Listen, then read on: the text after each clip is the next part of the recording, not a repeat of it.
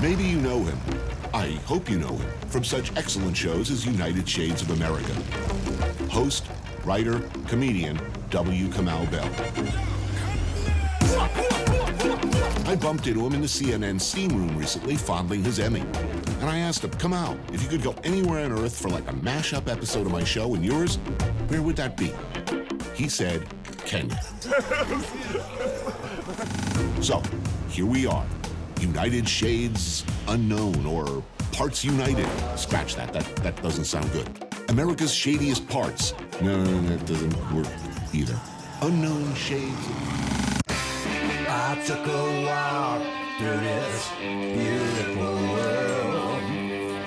Felt the cool rain on my shoulder. Found something good in this beautiful world. I felt the rain getting colder. Sha la la la la, sha la la la la la, sha la la la la, sha la la la la.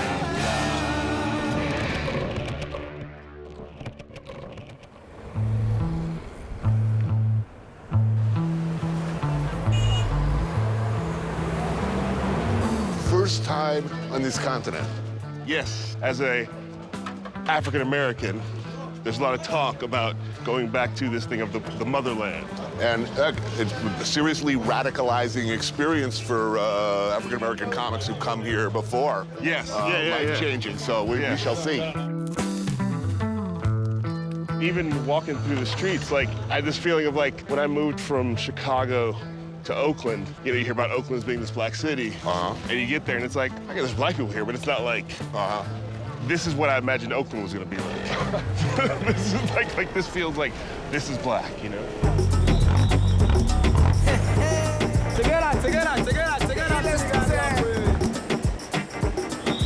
Nairobi means cool water in Maasai.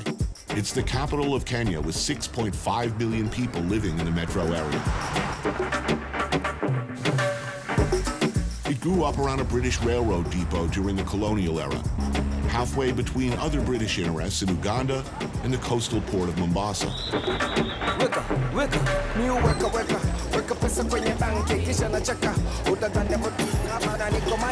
I will admit to a weird, frankly unlovely sense of been here, done that. It's not a good look for me, I know, but there's a mischievous curiosity tucked away in some poisonous part of my brain that's dying to see how Kamau handles the heat, the spice, the crowds, the overwhelming rush of a whole new world. Because that's what it is first time. This ain't Berkeley.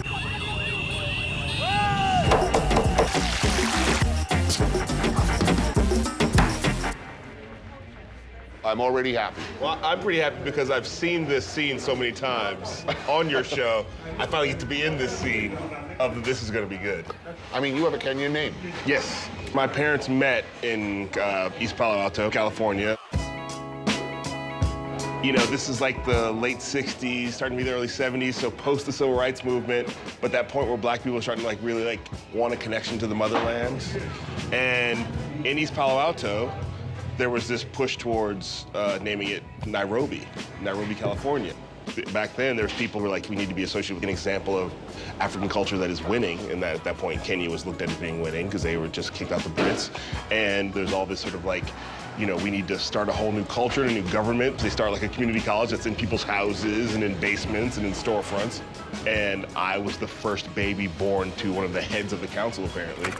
And apparently there was like a whole ceremony, lasted 8 days, and you know, I picture it like the Lion King. I don't know, there's no pictures. And yet, a proud Kenyan name, given your background, why so long? Why?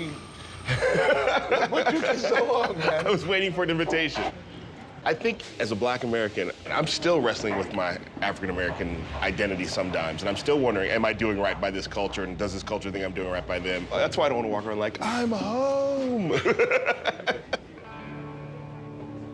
I also think that like a lot of times black people in America have really struggled with that as an identity. What is it to me to be black American? I'm like, I fought hard to claim this identity. It's exhausting, you know. Am I ready to start with a new one? I don't know yet. Well, we'll see in a week when you head back. Yeah, exactly. Yeah. Shit runs deep here, meaning best scientists can tell it all started for us in this neighborhood. Tribes of hunter-gatherers, Arab and Persian traders, the Omani, all left their mark. But the British Empire's hold from 1895 to 1964 is perhaps most deeply felt.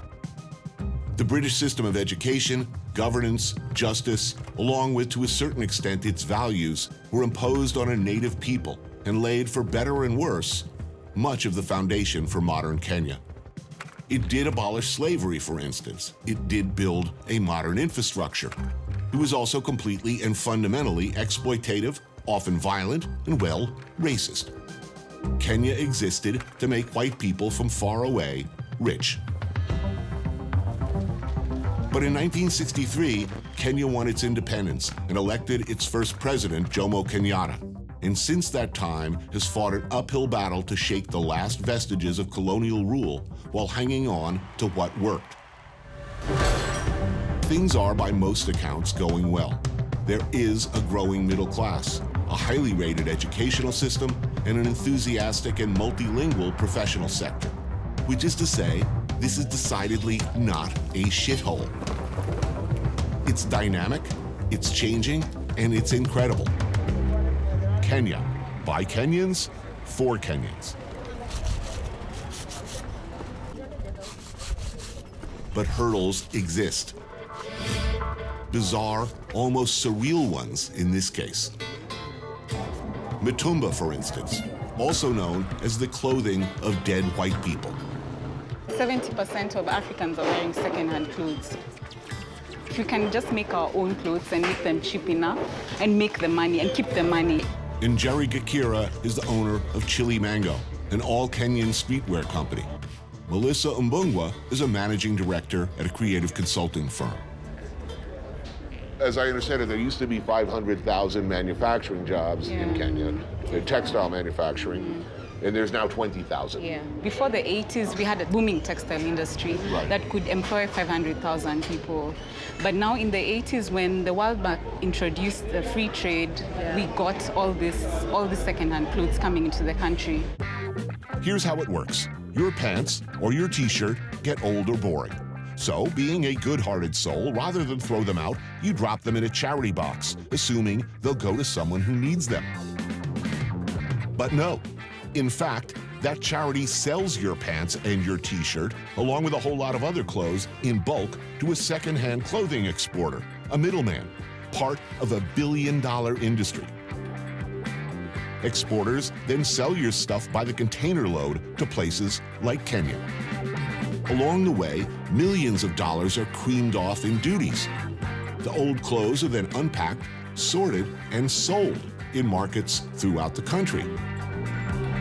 This low-cost clothing option has absolutely crushed the domestic textile market. Now, some countries in Africa have said, wait a minute, this is not good for our employment situation. We're not going to let this stuff in anymore. What happened then? So America came and they told us that they would have trade sanctions against us. If you didn't take all this used clothes. Exactly, because of the free trade. It's pretty much oppressive. It's neo-colonialism. USA. Yeah. As screwed up as the whole situation is, people do love the availability of cheap clothes. And Toy Market is the place to go for what in New York City would be called vintage. A dense labyrinth of shops neatly organized by specialty. Honey, I brought all the Uggs back from Kenya. There's got to be something in your size. The challenge today is going to be finding footwear for Kamau's decidedly non-Kenyan feet, not to mention mine. I need a half size up. Oh, nice. There we go. I had to come to the continent to find shoes that fit me. High five. High That's 10. right. Yeah. Let's just be clear, some rich, annoying American person who bought these, wore them twice, and then was like, ew, they're out of season. Yeah. Well, Debbie Harry's shirt is kind of cool. I will take this for sure. Well, here we go. Oh, nice. Oh, there, now we're talking. Black man in America wearing a King Kong shirt. Oh, yeah, wow. So, yeah, I don't know how it goes over here, but in America. That's a great narc shirt. Right. That's a great, like, hey, kids. Anyone want to buy some acid? This is just weird enough and simple enough. That is pretty cool. I feel like I could tell. Where did you get that shirt? I got it in Kenya. Yeah. Is there a realistic hope that the textile industry would come back? There is, to me there is. You know, China and South Korea, they didn't leave poverty or like stop being poor by importing second-hand clothes. They did it by building all these factories, being able to export the stuff that they're producing. So it has to happen the same way with us.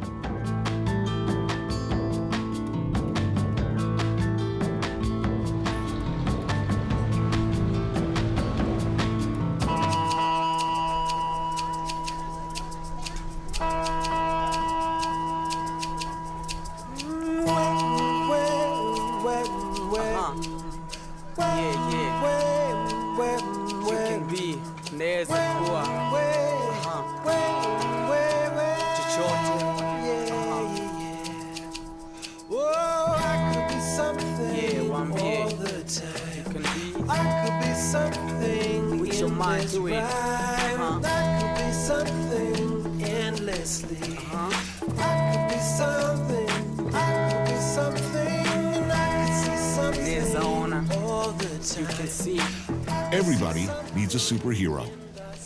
In Kibera, Nairobi's largest neighborhood, they make their own.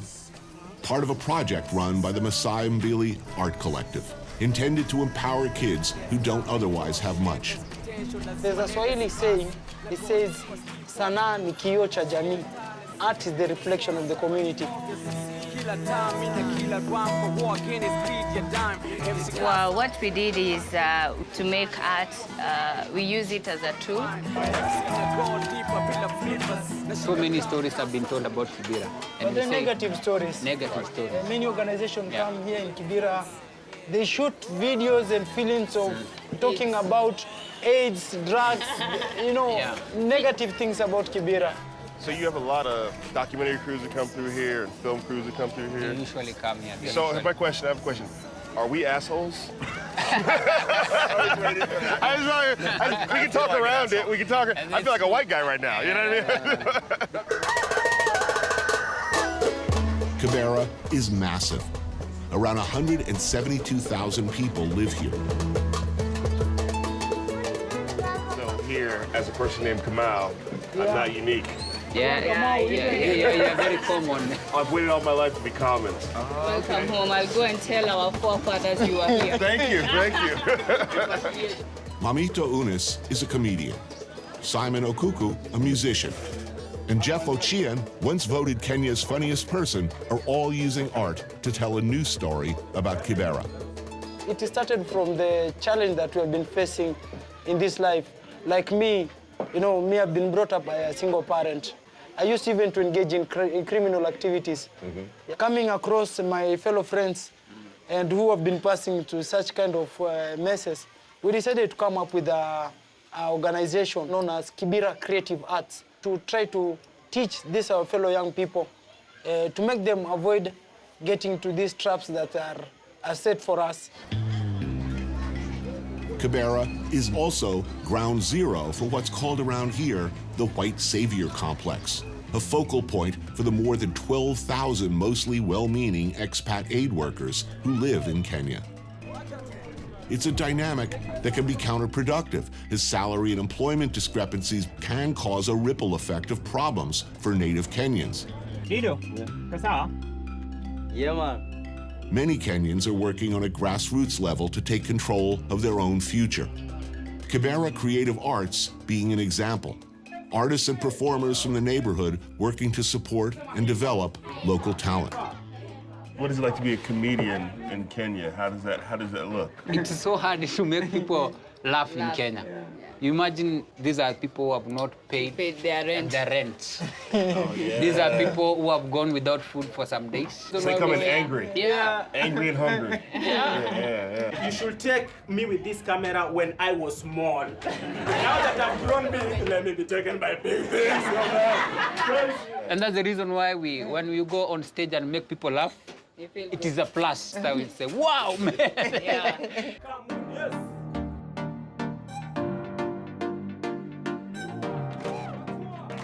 I love to make more people happy because there's always ups and downs in life, but we will always laugh. You know, when people see Mamito performing and they see all the people seeing Mamito as a star. Oh, if Mamito is just performing and she's now a star, I don't need to go and drop somewhere to make me a star. I can use whatever I have because I think even in Kibera, we have some things that we can show to the world.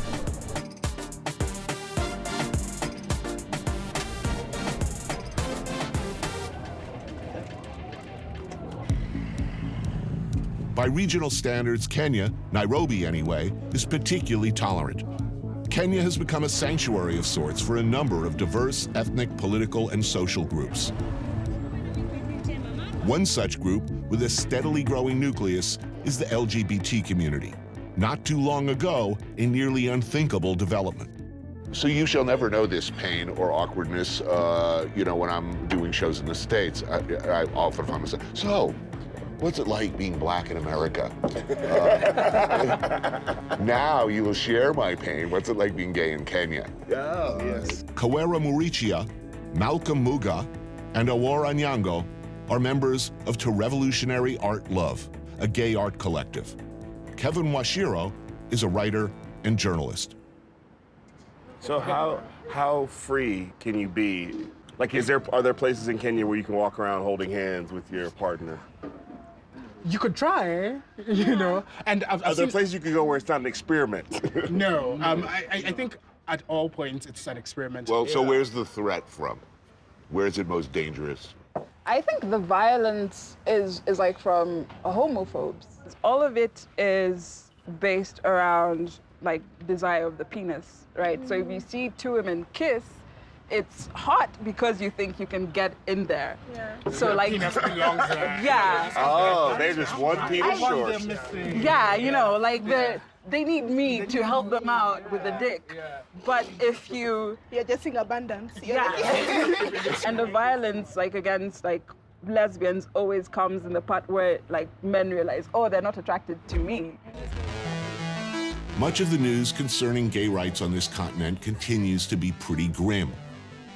It should be pointed out that even being gay is still illegal here. But in February of 2018, the Kenyan National Gay and Lesbian Rights Commission filed suit to strike down sections of the laws, arguing, well, the obvious, that they violate basic human rights. What happens next? Well, a lot of people are holding their breath.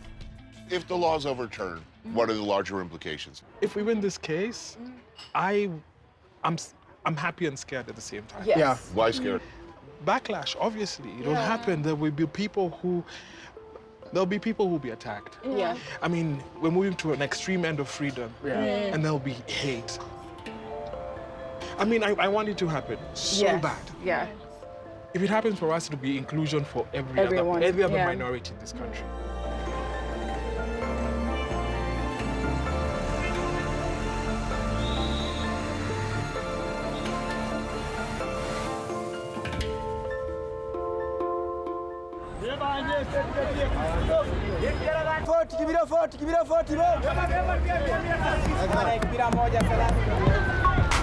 Whatever bus you're taking, it ain't like this.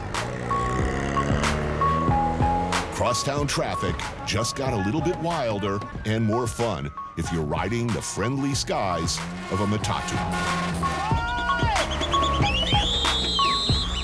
Matatus are privately owned and operated bus lines running regular routes, fiercely competitive, to the point that owners started making modifications in an ever-changing range of themes designed to attract the fickle commuter.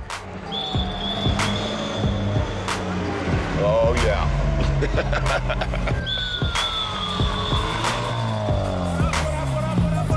got subtle. All right, let's do it, man. Culminating in buses like this. Mad Max, a rolling, post-apocalyptic, seizure-inducing party bus. Just the thing you need after a hard day's work.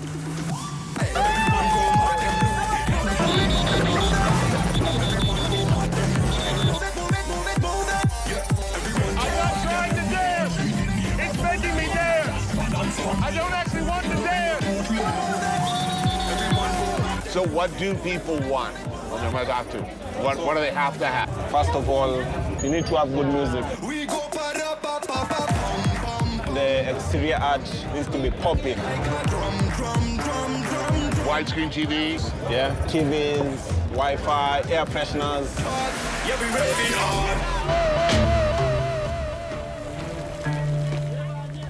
Beers and goat's head soup, a global classic.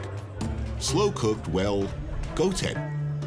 My companion, Mr. Bell, unaccustomed as he is to the ways of Africa, is new to this dish. And I don't want to sound all Colonel Mustard, but I eat this shit for breakfast by now. You know what I mean? I hear the words goat head soup, and I think, oh, yeah, it'll be meat from the goat's head in a soup. Oh, no, goat head. I didn't expect to actually see a full-on head of a goat. Brian Wanjama Obiando is a blogger, photographer, and chronicler of the Matatu phenomenon. Lucia Alessandra Murato is a legendary conductor. Catherine Camboon is the owner of Mad Max. Honored guest. Honored guest. Yep. Is this I meeting right here? Song. I generously reserve the best and most tender bits for my friend, as one does.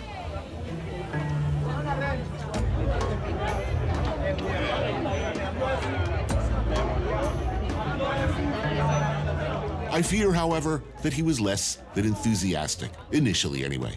Wait till he tries the brain, he's gonna love it.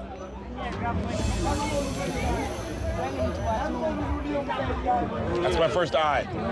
Yeah? That's my first. Right. Yeah. I knew I'd end up doing something like that with you. Get over with that.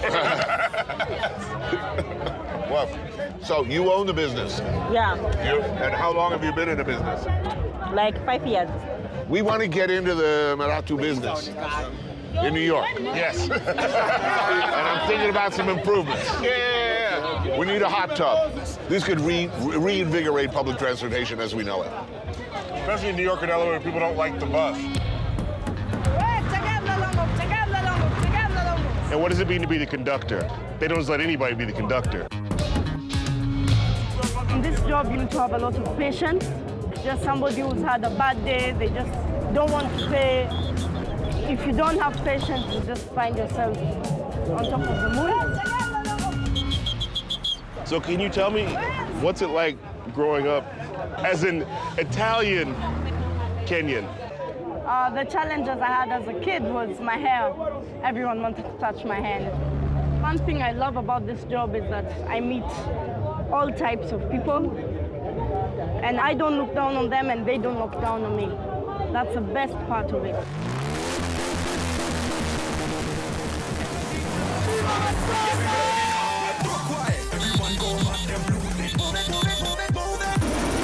Just wait until New York City sees Kamau and my joint venture, the Wolf Blitzer.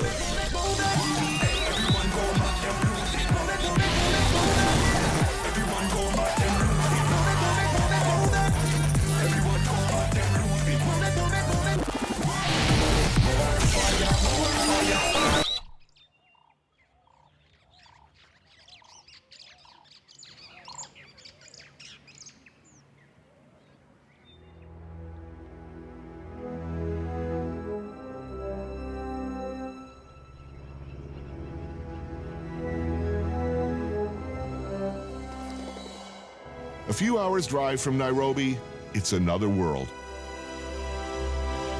The Africa of dreams, of films, the natural world. But a world under constant threat.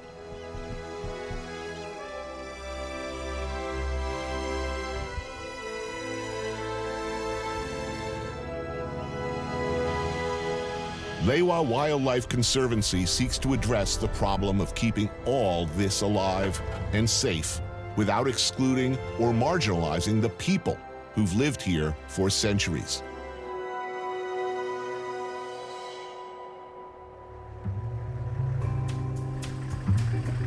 This is Dave, guys. Look at this guy here. This is Dave the giraffe. He's a residential giraffe. Hi, Dave. Our guide is Kamau Bell. He grew up in a village near here and has a deep knowledge of the wildlife of Lewa. This is significantly better than the zoo. I guess it goes without saying. Yeah. For some reason, I had a negative connotation of safari. They used to shoot animals in safari. There's our kind of safari, and then there's the, Trump Jr. safari. Yeah, I think I was afraid every time I said the word that people just, what are you doing? Like, no, this is good. This is a good kind of safari. Okay, it's good for the world. Okay, good. 100%. Good for the world. Good for the world. So good for all the I think we need another word or something.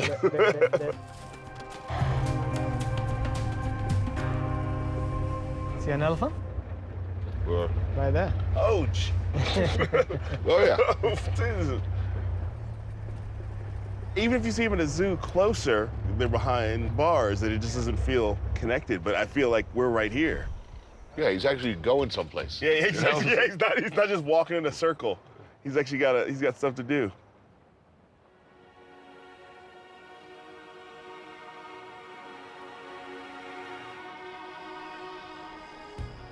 The fact of the matter is, these magnificent animals would most likely be gone without the intervention of man.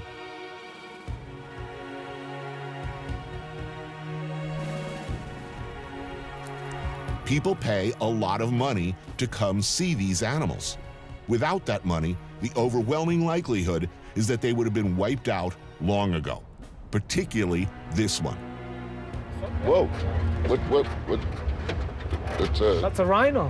That's a fast rhino. Wow.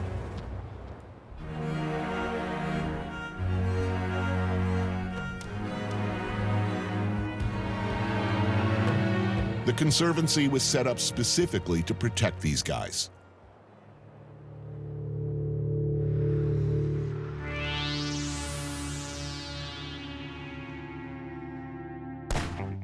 Poaching is, of course, an ever-present danger to both the animals at Lewa and the people who look after them. Particularly the rhinoceros, whose horn is believed by wealthy Chinese buyers to be a strong medicine with virility-enhancing powers. The reality that the substance that makes up a rhino horn is the same as the human fingernail does not deter a market that will pay tens of thousands of dollars for a single horn. With 62,000 acres to cover, Lewa's anti-poaching program is necessarily aggressive, inclusive, and cutting edge, relying on local trackers, advanced tracking technologies, and perhaps most importantly, good community outreach and intelligence gathering. If the local people are not on your side, you are at a serious disadvantage. So that's a white rhino. And it's a white rhino? That is a white rhino. And how do you It's nothing to do with the coloration. Okay. White was an African name, white, which means wide mouth. And whoever came to write about them put a knee there, then it became white. You said white rhino, and it was like... Yeah, it's not white. I think his dad might be black.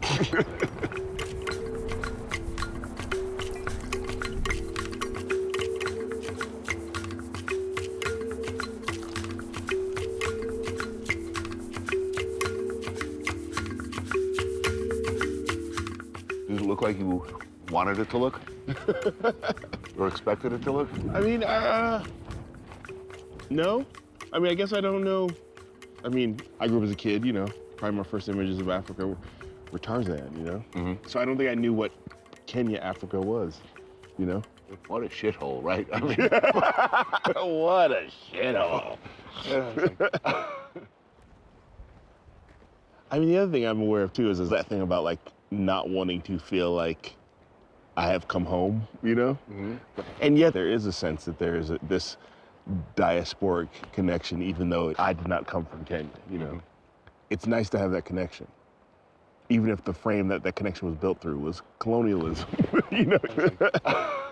It's the good part of colonialism. It brings people together.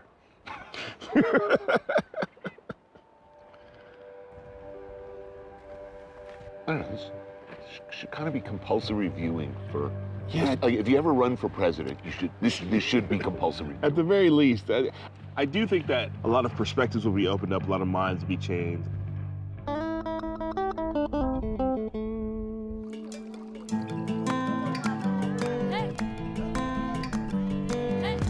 Traditionally, we've had some sort of conservation culture which sort of got eroded. It's been with us. It's been with our forefathers. We just lost it somewhere recently, and we're trying to get it back. When you have traditional pastoral communities under intense and immediate pressure, trying to convince them that wildlife, which can, as in the case of one rhino or elephant, bring in life-changing amounts of money, it's a hard thing to convince them that it is in their long-term interest to let them live. Particularly when it was often wealthy white outsiders doing the asking. If you were very successful in managing this ex-cattle ranch as a conservancy, but wildlife across Kenya as a whole had no future, then to all intents and purposes, you just established a zoo. And so what Lewa's ethos has always been is to just show Kenyans that actually wildlife can have value and benefit.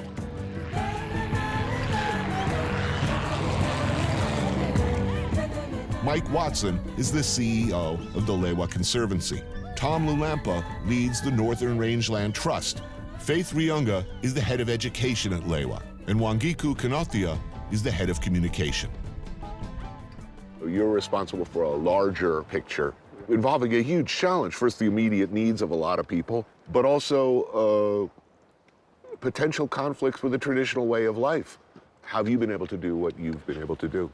I was born and brought up in a very strong pastoral background. We were really anti anything about conservation, really anti. Because one, we had a perception that this is a government thing, this is about grabbing our land. That probably also doesn't help that a lot of that land is owned by white people, right? Like, somebody else is owning our land. Initially. Okay. There was also a perception that conservation is being driven by the whites. And so it's not about the communities, it's not about us, it's about them. But gradually we came to realize that the approach that was being introduced was a community approach. Going back 13 years back, there was one girl who made it to high school. And she's speaking English, she's dressing up, and the other girls are like, you know what, I'd like to be her. And the more and more and more they've seen go through high school, graduate, slowly by slowly, they get to see the value themselves. Education works very well. Are there efforts for people in the community who couldn't afford to come in here to sort of see what's going on in here so they can have a further buy-in? We have a conservation education program here where over 3,500 school children can come onto Lewa free of charge, get to see wildlife. Because, unless you can afford to go to national parks or to places like Lewa, then you definitely wouldn't have the opportunity to interact with wildlife.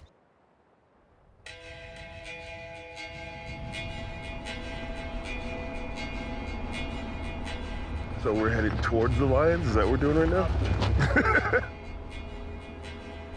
So now you can see at the peak, you can just see something sticking there. That's a lion sitting. Oh, yeah, I see, right next to the little tree. Wow. Whoa.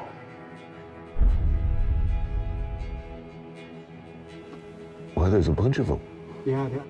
If we're lucky, they might come down the hill. That's lucky. If we're lucky. We define luck in different ways.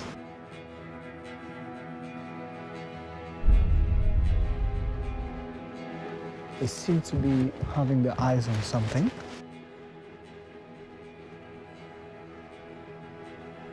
He's gonna turn. He's gonna go left. Oh, yeah. So we have Oh, a geez. good position. How are you doing, lion? So the lion is about like 30 feet from us or so.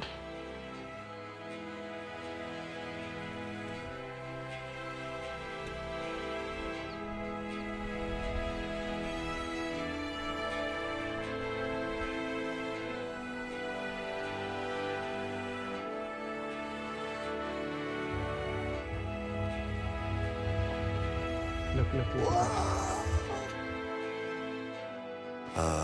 Just my family, I love you. That's just in case.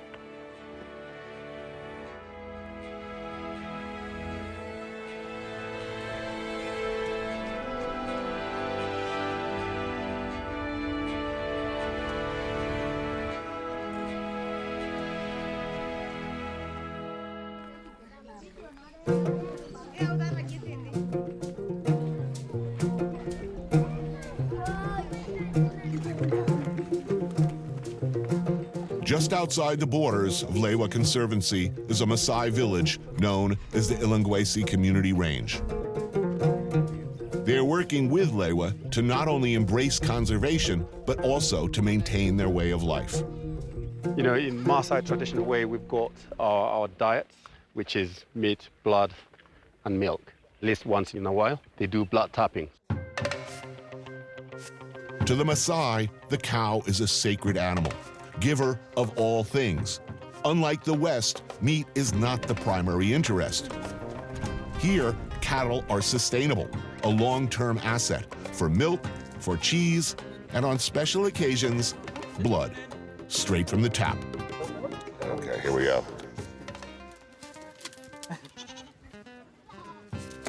Whoa! All right, well done. Well done. Annoying as hell for the cow, no doubt, but decidedly not fatal. It might, however, prove fatal for my colleague Kamau, who, unlike me, has never experienced this local beverage. A warm jet of arterial blood into the gourd. Add some thick, clotting milk, also from cow, shake, and down the hatch. Would you like to have a sip? Yes. Here we go.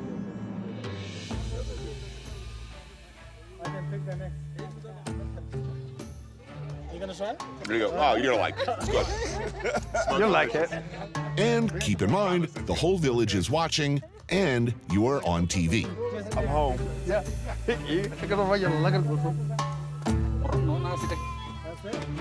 Makes you strong. Yeah. Well done. Thank you. Thank you.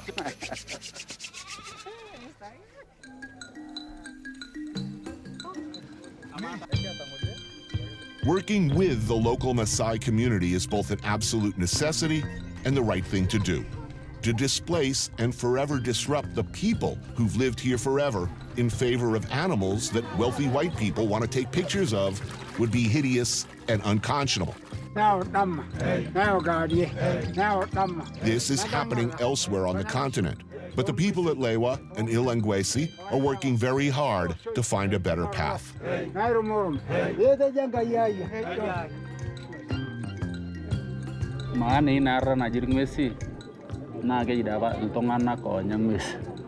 He's saying the meaning of the word Ilangwesi. It's the people who survived, you know, by hunting and gathering. And hunting wasn't what we understand of hunting today. It was hunting for survival, for food, not for business, not for selling trophies and stuff. Jonathan Kip is a Maasai chief. Lila Kenyaha is a Maasai elder here at Ilangwesi. Was this an easy or a difficult transition, or was it imposed from outside? The transition first is when the poachers or the sport hunting was happening. We think it was a Western idea, and we were not beneficiaries of it until when an idea came from Lewa and said, well, we can join wildlife conservation for the future of this land, for the future of the future generations. I think they did what we say, you know, teach a person how to fish instead of providing a fish. So they taught us how to fish. And from there, we are not being driven by Lewa anymore, or any white person or any NGO. Lewa is still a great, great neighbor. So we need each other. But we're not really dependent of each other anymore. We value the game, we value the animals, and we know where we're heading to.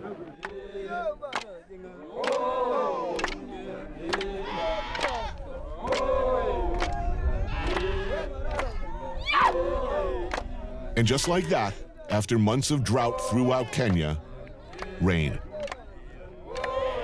I was told, since I'm Kamau from America, I brought the rain. Right? Yeah. Well done. Bringer of rain. Yeah.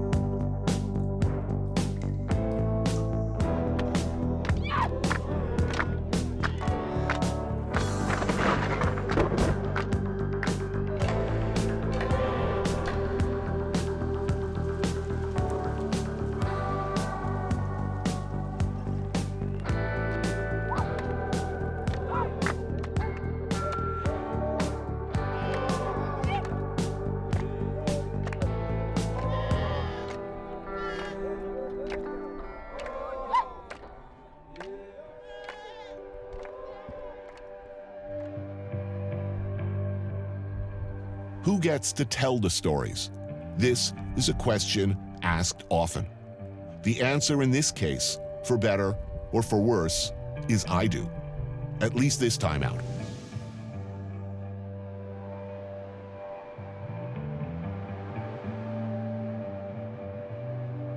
I do my best. I look. I listen. But in the end, I know it's my story, not Kamau's, not Kenya's, or Kenyans. Those stories are yet to be heard.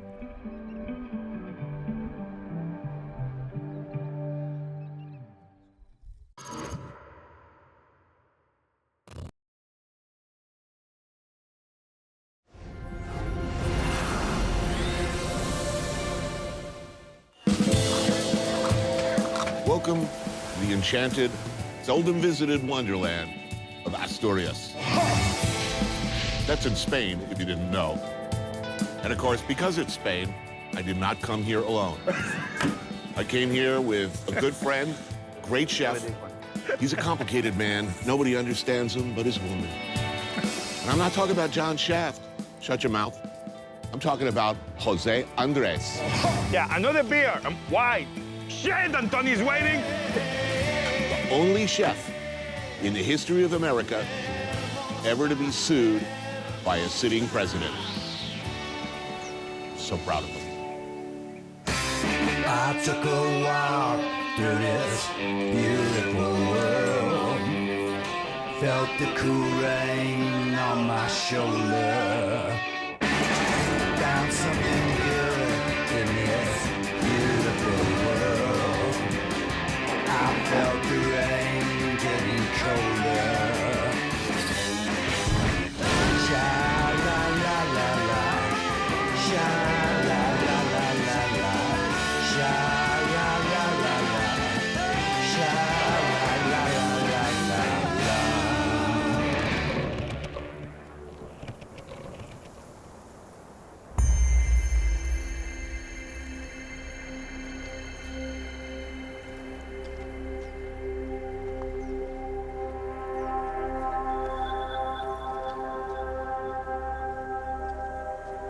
You know, sometimes we have a hard time living the comfort of the known.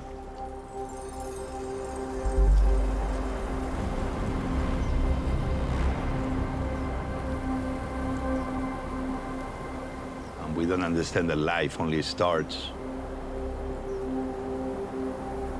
at the edge of the unknown. That's when life starts.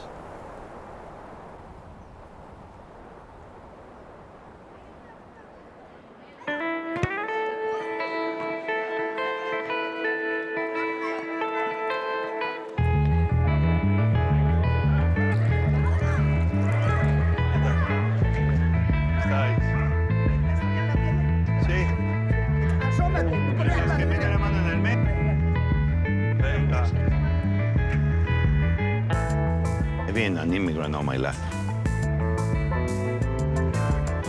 From Asturias to Catalonia, from Catalonia to Madrid. Then I landed in America. I've been in the States more than 26 years of my life. More than half of my life I've been there.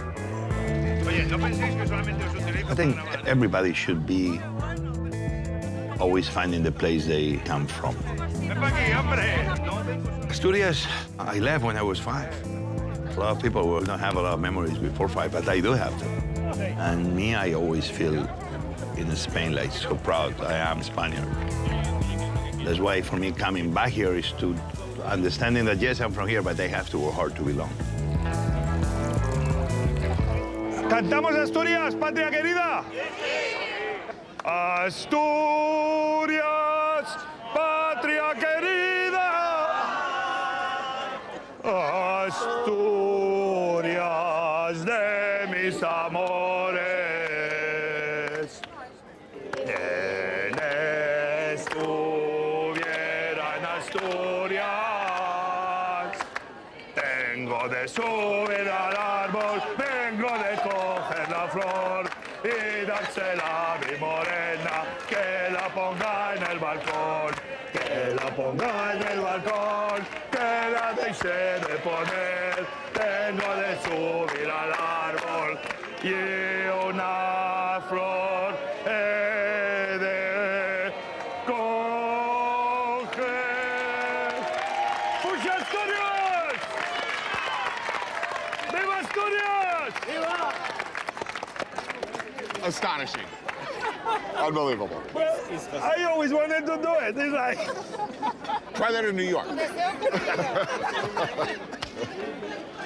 So, a question. When you were a kid, after you left here at age 5, how often did you visit? It took me many, many years. Almost like 12, 14 years to come back. You know. Because to me, when I left so young, it's almost like meeting a family you knew you had, but you never met. Still, nothing beats these moments. Always is something happening. What do you eat here? What's good here? Everything. What do you eat? Here right now is the season of arvejos, which is the green peas. And right now is the season. And they love these green peas here in season. And they serve them with ham. Oh, this looks amazing. Arvejos. It's perfect. Oh. Croquette. Everybody says that Asturias has the best croquetas anywhere in Spain. Even everybody can argue. Really? Everybody says that? Everybody, especially the people in Asturias. Yeah, I would guess. You see how creamy? Good taste. Mussels. Perfect. They make a great steak done with blue cheese, right on top. Cabrales on top of the steak. It's kind of the sauce happens right on the plate. Okay. It's amazing. ¿Tienes queso entero? Sí, posible. Tráemelo entero, corre. Un par de cortes. So you want the whole cheese to spoon? Yeah, it's heavy, huh? It's heavy. Is it spicy? Oh, no, I like spicy. ¿Eh? No, hablo un poco, coño.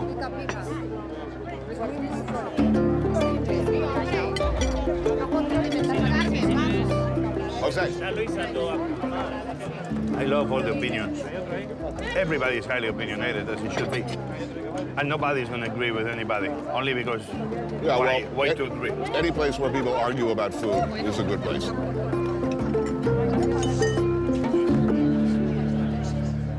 So once a year, twice a year you come? Yeah, at least once a year. But sometimes I only show up for 2-3 hours. Really? Yeah. I close the eyes, I breathe in, breathe out, and it's like I'm home. Especially when I go in the mountains. I love to be around people because I have a lot of energy, and I like to feed off the energy of the people too and give energy away. Right. But sometimes I need my moments of solitude. I know you like moments of solitude too. They're powerful moments. Yeah, but I'm not walking up a mountain. Yeah, you'll see, and I'm gonna be taking you probably to the heart of Asturias. Oh yeah? Where is where I feel the happiest. So I gotta hike up a mountain? Is that what you're saying? Well, I'll make it easy on you. Okay, we need more cider. Oye, que te lo dé de vuelta, macho.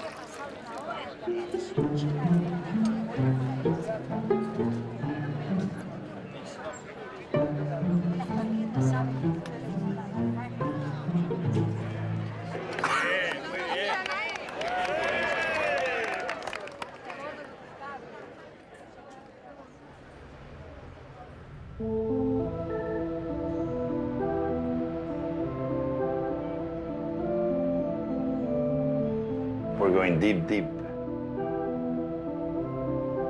Through the mountain. Through the mountain. It's always deep.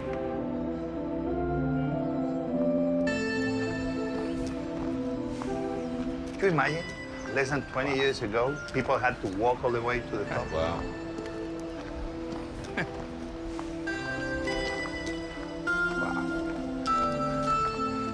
Allá en la mina. It's a hot day today. Yeah. Perdió su vida.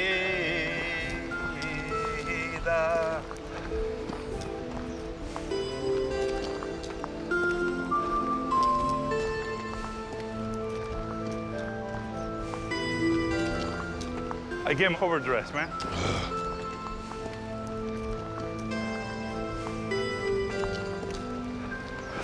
Jesus. Okay, are you hungry now? Oh my God, are we there? Yeah, well, that's the town. You're gonna see what the people of the mountain used to eat. Beans. Well, to quote the great American poet Robert Frost, beans, beans, the musical fruit. The more you eat, the more you toot. The more you toot, the better you feel, so eat some beans with every meal. That's the reason coming up here. That's beautiful. Yeah. I expect to be accosted by some Keebler elves at any moment. We welcome you to Munchkin Land, Munchkin Land.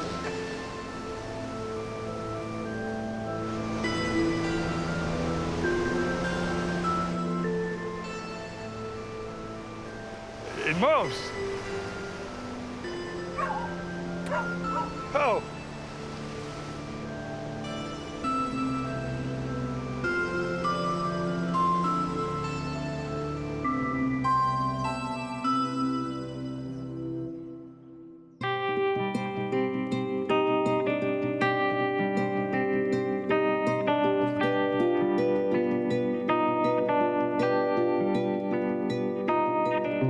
You see here in Asturias, nothing is plentiful.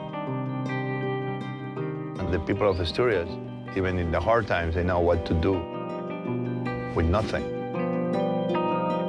And I think Asturias has been a land that with nothing has able to do a lot. And that shows you the character of the people of Asturias.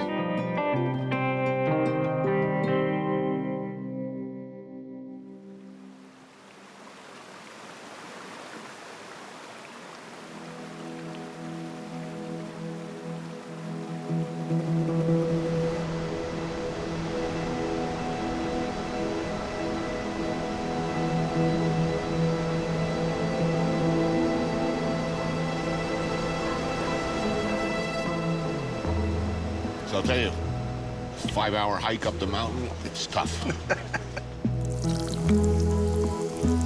I'm enjoying this.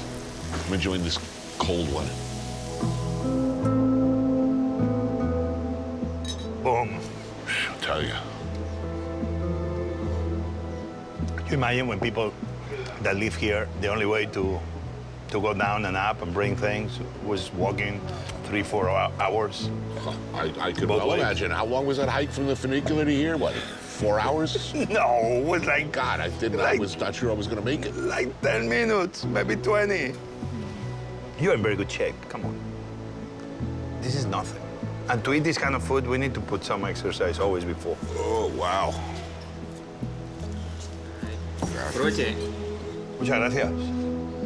What is amazing is that if I ask you, what do you think this is? An appetizer or is a main course? Right. Many people would say that's a main course. I mean, it's fatty, it's heavy. Well, we eat this in Asturias as an appetizer, the first course. Wow, and it's fabada? Fabada. Fabada. Fabada. It's very difficult to define a region by a dish, but without a doubt, Asturias is defined by this dish, fabada. Deep, deep, soulful cooking. And you have to meet Guillermina. Probably she's inside. Guillermina is a very special person, 101 years old.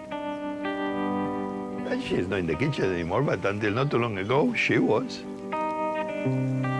In this DNA, that seems that kitchens are manned by man, we don't realize who is feeding humanity are women.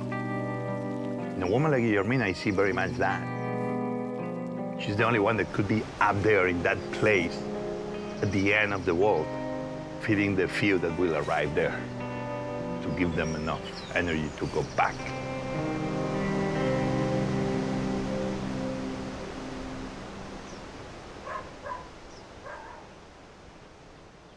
These beans really are magical beans.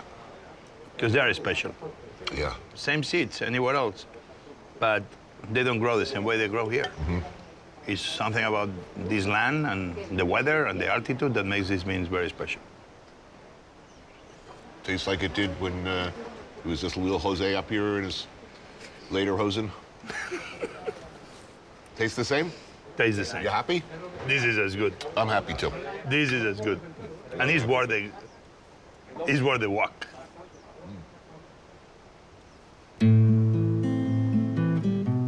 I mean, you show all of us that it's worth it go to the end of the world for the right food. And for the right stories.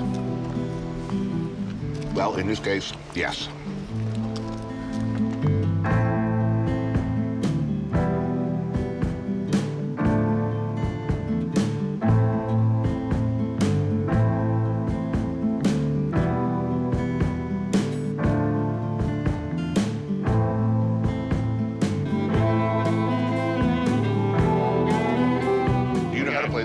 I've seen these often.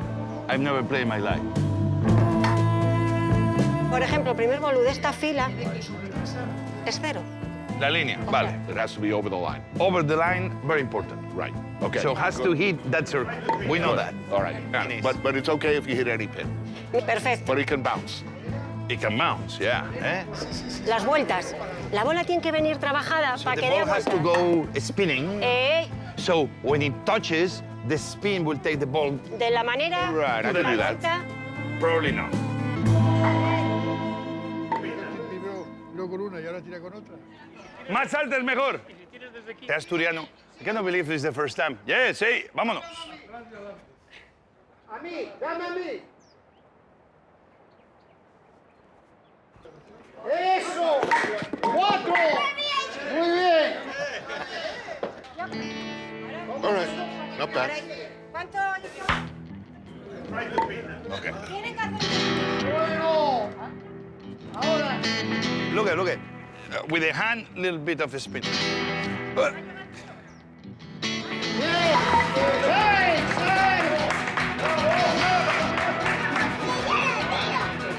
La madre que parió al fin.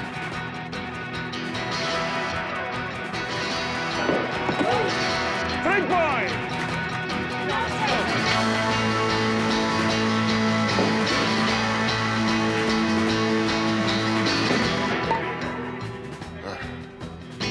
This game is rigged.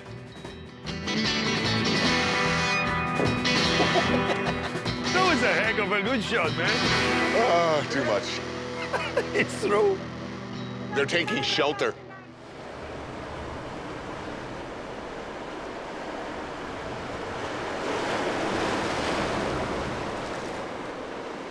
Asturias is really, to a degree, it's a land of plenty, but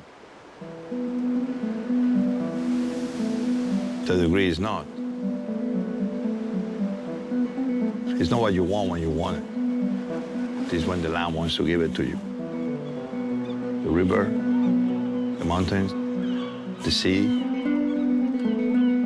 You have to respect the land first, and maybe then the land wants to give you something.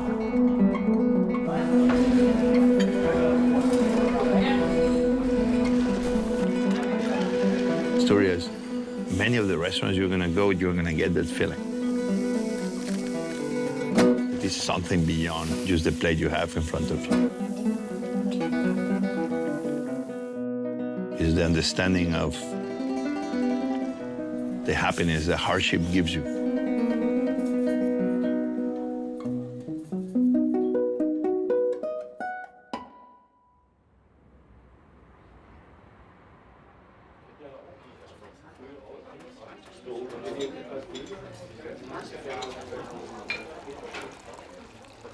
So we're drinking cider? That's what we should be drinking. That goes good with the seafood? The biggest partnership in the history of mankind. Wow, By strong far. words. Yeah. To me, this is probably one of the most difficult things to do. Look at how he's hitting the rim of the glass. Look at all the oxygen that they're putting. Look at, I mean, I love this tradition. And he doesn't even look at the glass. Come on, he's like a Jedi.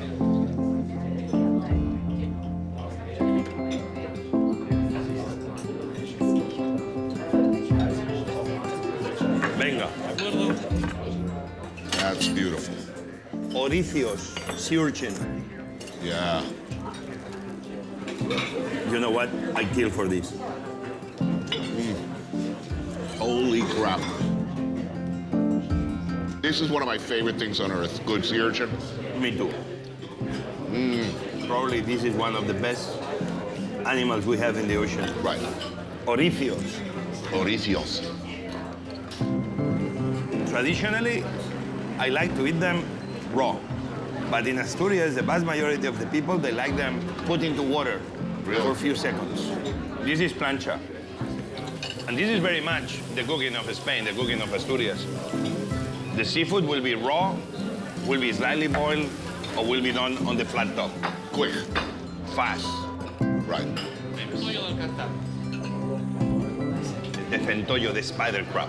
Oh, What is the Instagram? Yeah, I'm on it. I'm on it, dude. I'm getting a zoom shot. People complain about my pants, but I'm going in for a zoom. Going in for the close. Boom. Oh, yeah. Okay, my man. This is unbelievable. what I'm talking This is one of the best centollos I've seen in a long time. I mean, it's unbelievable. Are you smelling? Smell this. Smell. Yeah. You understand? This is the smell of seafood. Sometimes we forget that doesn't matter how good is the seafood or fresh. I don't care if it's the catch of the day. If it's overcooked, it's gone.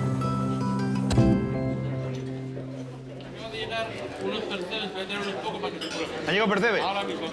We got percebes. Gooseneck barnacles. Sweet. All right.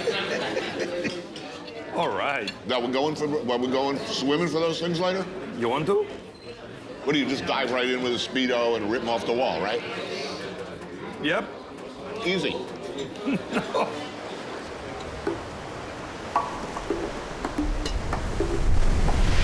have to respect the sea. These guys put their lives at risk to bring the precious gooseneck barnacles to the tables. But it's a flavor like no other. Sometimes I feel like, wow, we don't appreciate enough when we eat these foods, how much goes into it. Without those fishermen, we wouldn't be having what we have.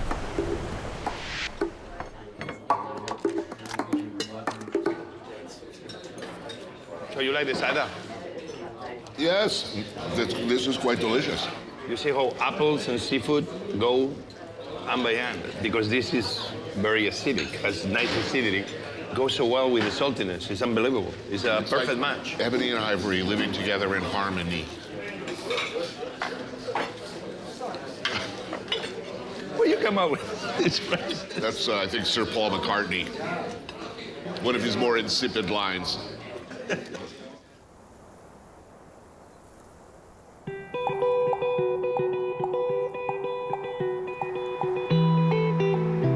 You told me Asturias was beautiful, but man, you didn't lie. It is amazing.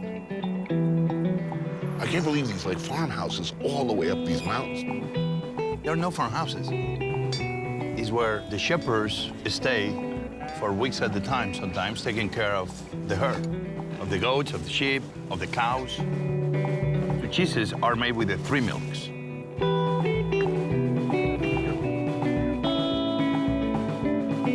Asturias has the biggest concentration of cheesemakers anywhere in the world, period.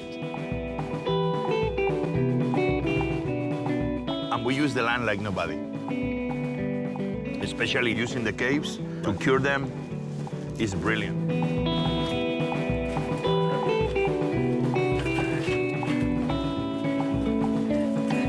There's not a lot of places in the world that you have something like this. Caves that produce for centuries amazing cheese.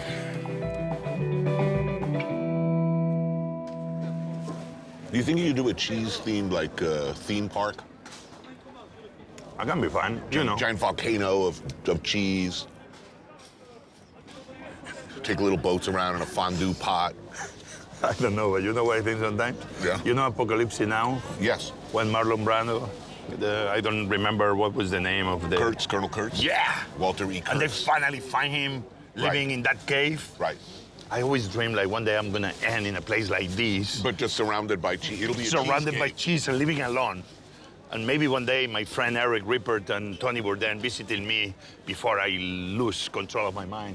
So wait a minute, I'm seeing this. You're dressed all in black. We shave your head. You're sitting in this dark cheese cave. Eric Repair playing Corporal Willard comes to kill you. Finds you surrounded by all of these fantastic cheeses. I'd play the Dennis Hopper role, of course. It's gonna happen. I see it happening.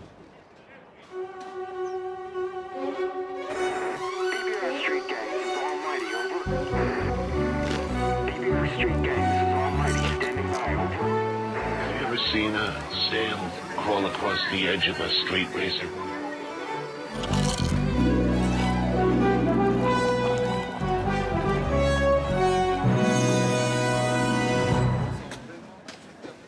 I can just see Eric now dressed in fatigue saying, they said your methods are unsound. Man, why you always finish your beer and I barely begin? Professional. I'm seriously liking this cheese. You export these, right? Spain, oh yeah, big export. Yeah. Right. Like this one is Cabrales, which always was my favorite. That is like super funky, right? Cabrales, I love it. I do really love Cabrales. This is really lovely. This is fantastic. It all depends on how far into the funk zone you go. Look at this. It's almost like green bluish. It's almost like the sky and the grass are touching each other right on the cheese. I mean, and you know one thing? It's full of penicillin, man. Nobody gets ever sick if you really eat these cheeses. I feel my syphilis clearing up.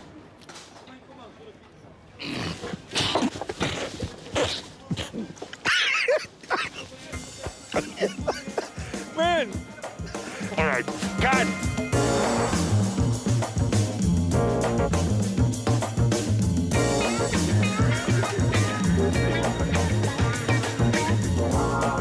So please explain to me. This gentleman caught the fish last year, is that correct? 2014. In 2014, you got El Campano. Yes, yes. So that means what? The first salmon caught on the river. El Campano, the first salmon of the season. Yeah, Campano. Today, for the entire day, around the rivers of Asturias, hundreds of fishermen trying to get the permit in a kind of an auction, in a kind of a lottery, where they are gonna grant them certain parts of the river, and only for 30 minutes, 1 hour at a time, depending how many fishermen show up. No commercial fishing. No se vende, ¿verdad? Only the company.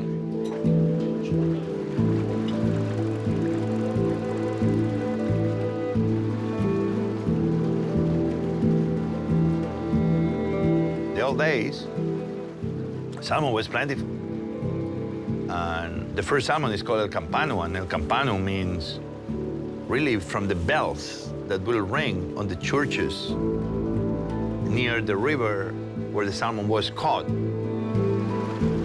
Not as a celebration of the salmon, but as a way to tell everybody that salmons are back.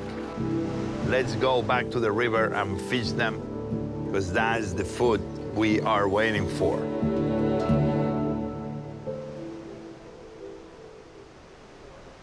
I get super emotional when I think, take a look at all these photos. I remember watching those same photos of my grandfather hunting and fishing and catching salmons. And this to me, being here in this moment, becomes really personal. I hear a rumor you're looking to buy a fish today? You're looking to buy, to bid on the first? Listen to me. Bourdain and Andrés. Oh, yeah. You looking to get B on this? B and A. El Campano. Between you and me, we can afford it, no? And I'm in for 50% of this fish. Now, what's the highest price paid for first fish of the season? For Campano, between 6, 7, 8,000? 18 euros. 18. 18,000 euros. 18,000 euros. I'm out. Some local guy is going to jack the price. He's going to keep bidding until you're up to like 22. Anthony Bourdain, what are you talking about? What are you doing with your money? What am I going to do with the fish? Drink beer? We're going to, come on, we're going to eat it, you know. Damn. It's a lot of money. Tony. They are delicious. Down, let's do it. All right. I'm in. What else we got here? We're gonna eat plenty of food. You know, Tony... Tony is Tony. It's easy to love Tony. He's a good guy. Super shy. That's why I believe sometimes the side of Tony that people don't even know. He seems like he doesn't care about anything but himself. But then you can see it. He's the most caring person I've ever met. That's why I'm happy and proud to call him a friend.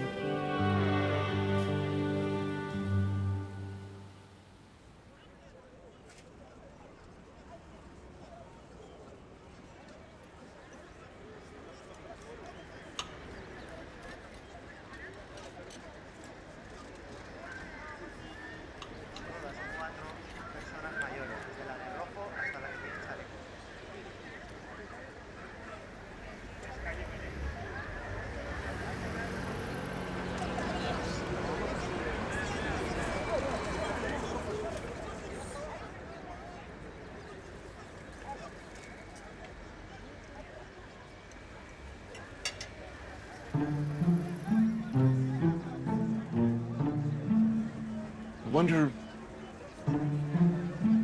where José is.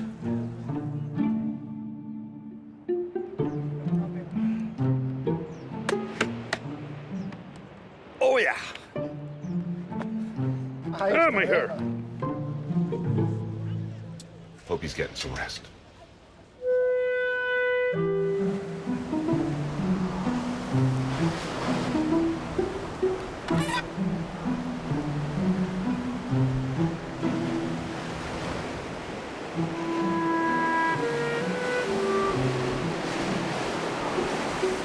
This is nuts.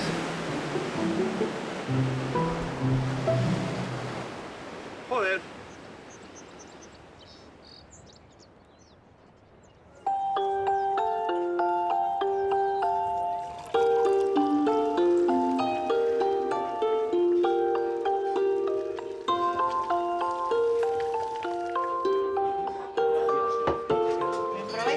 Wow. This a traditional local dish, I guess? Yes, yes, yes. What's this called? Well, I think that pitu de calella. Right. Pitu with rice. Ah, all right. So, born and bred in Asturias. You were born here. Yes, yes, yes. What did your family? What business was your family in?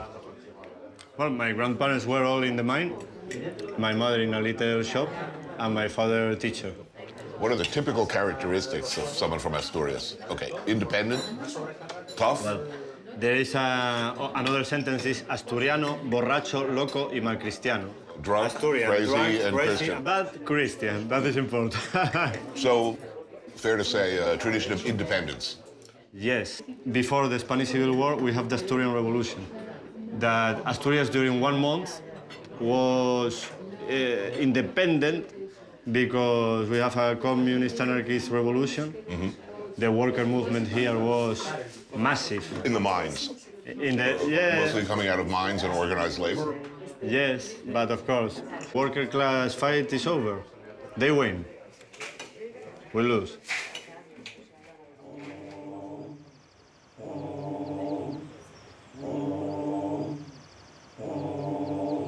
Traigo la camisa roja. Problem with the miners, it starts when the Soviet Union was over, and then in Europe the social democracy was over. And the last strike was 5 years ago.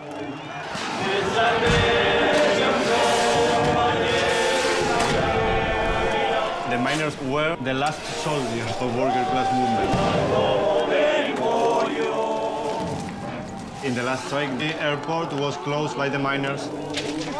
The highway, the C2, they closed Asturias. Everybody in the streets, like, screaming. The miners stay in the fight, and the war is over when one side wins. They win. We lose.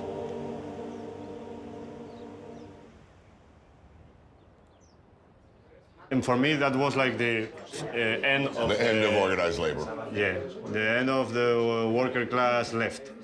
But still, you're here. Yeah. The war is over, but you're here.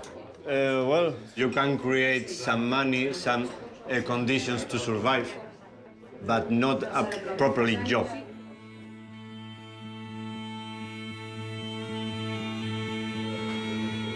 The only way to make money for me was play music. So now I'm a musician. I think that for my music, it's good to stay here. Here I have the truth. For me, that is very important.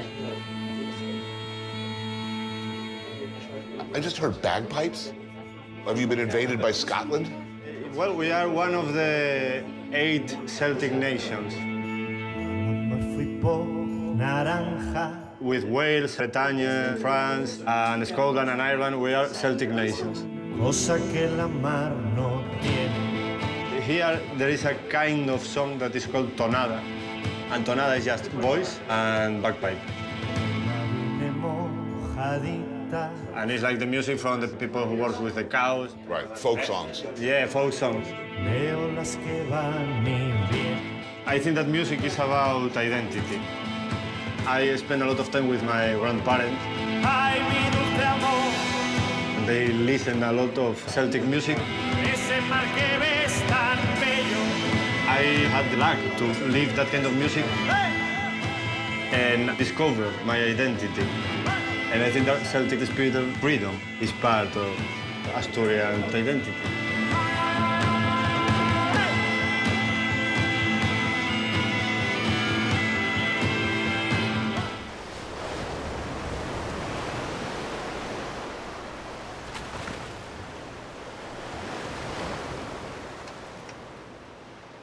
Okay, we do another shot or what? Yeah, we should do another shot. You don't have to do it. I'll do it, I'll do it. Good. Boom. Ah. Oh, yeah. That's a rojo. I've tasted this in one form or another all over the world. That's the local moonshine. That's good. Tony, I have a surprise for you. You finally got a salmon. The fuck? Don't move. ¿Qué pasa, hombre? Lo que he conseguido, tío. No oí el campano, pero we searched for it and we found it. ¿Sabes la ilusión que me... The magical salmon. 4,000 euros a bite. No, this one was given to me. I got somebody that got a salmon. He's super generous. He said, you know, you want salmon? Here. Friends feed friends. There's no way that you come to Asturias and you go without a bite of the salmon. This is gonna surprise you because usually everybody always said, the fish, we need to grill it whole. Right. He breaks the fish in pieces. He cuts all the pieces through. Why? Grills them separately. Separately. And over the flesh, because the skin is full of fat, and you don't want that fat to burn. You want that fat to melt. Stay inside in the Spanish way. And you want to maintain the integrity of the skin. So he grills the fish over the flesh, and then probably the skin is better than the flesh itself. It's unbelievable. Muy bien. Gracias. Buen provecho. Oh my God. Wow. Wow. Is everything I told you? It's everything you told me. the fat's ethereally suspended somehow between skin, flesh, and bone. Boom. You bite into it, and just a flood of flavor explodes in your brain pan. Keep going, keep going, keep going. Jose, this is an enchanted country. Keep going. And in fact, this region of the country is the most extraordinary place. Give me the dollar. Where are the dollars?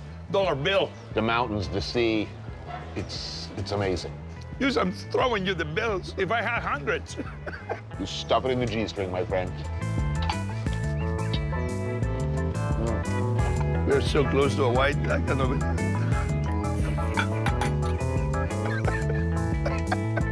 Okay, no, I'll let you say it.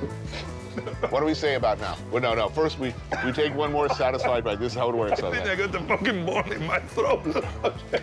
Tracheotomy. I'm coming. I think we've learned something here in Asturias. I don't know why I didn't expect it to be this beautiful, but it is far more beautiful than I could have ever imagined. The food is incredible. The people are wonderful. You were right about fucking everything. You call it, my friend, turn to the camera, and say the magic word. I am not Anthony Bourdain, but I'm calling wild.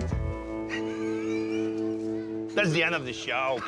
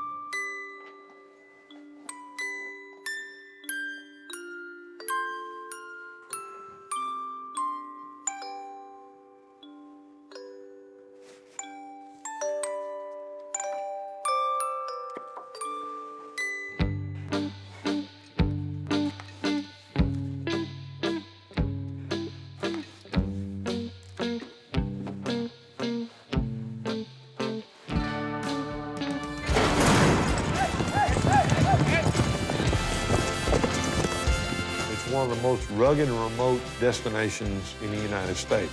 Everything out here will bite, poke, or prick you. Everything.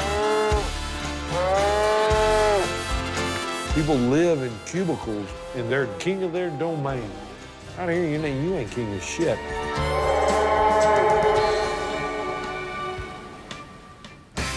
I took a walk through this beautiful world.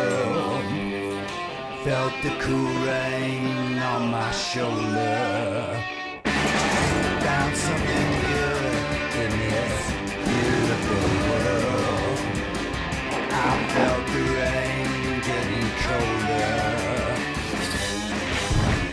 Sha la la la la, sha la la la la la, sha la la la la, sha la la la la la.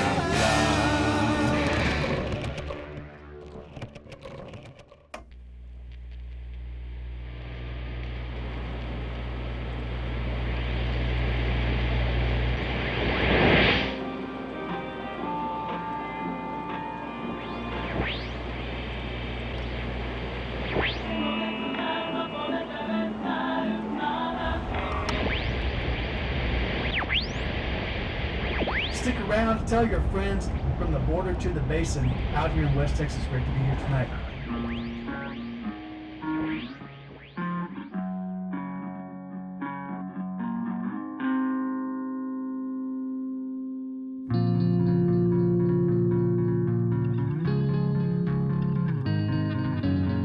The dream of the American West was come out here, get your own little piece of paradise, you work hard, raise cattle, you make enough money to look after your family. Sure, I'd love to cook you one.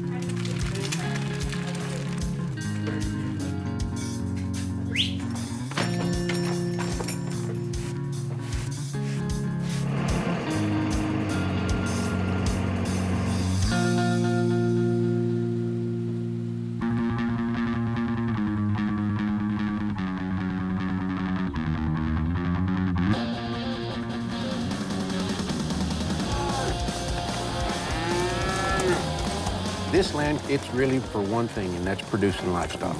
They've tried to farm and it doesn't work, and except for beautiful views, that's what it can produce. West Texas is a big band in this area. Are you the platonic ideal of the Texan? The American hero? Lone rider on a horse? Big empty spaces? Mexican music? Mexican food? This is still where the punchiest cowboys in the United States are. It don't get no rougher. I mean, we're 120 miles from the nearest Walmart, 40 miles to a tank of gas or a loaf of bread. Out here, pretty much everything is 5 hours away.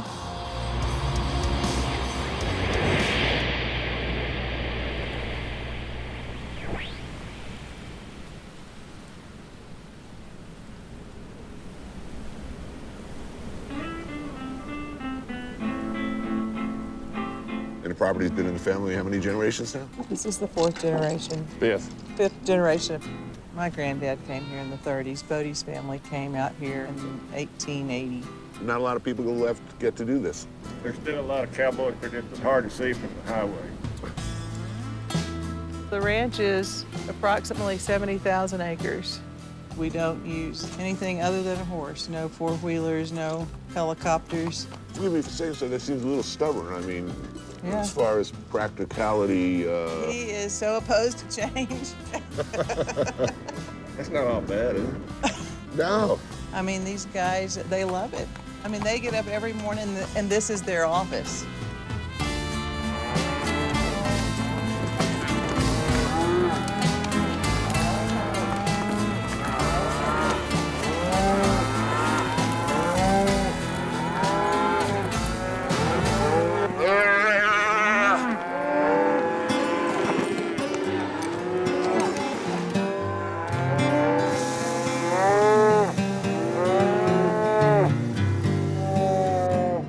He had his teeth kicked out by a cow. Oof. And then he got in that chute with the steer and knocked them all out again.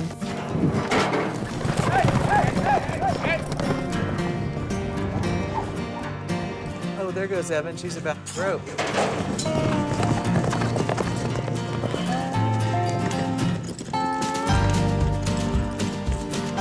How old were you when you learned to ride?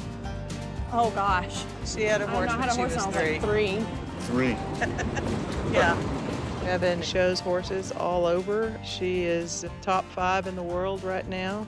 In the cow horse, you have to show how well your horse can do, different maneuvers. And here comes Levins. How old? He's 10. Watch this. Damn. Is that hilarious? It's killing me.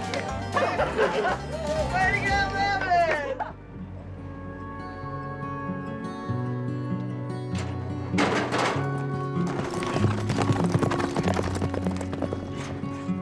Oh, sweet little hunter, my back into your side. there we go. The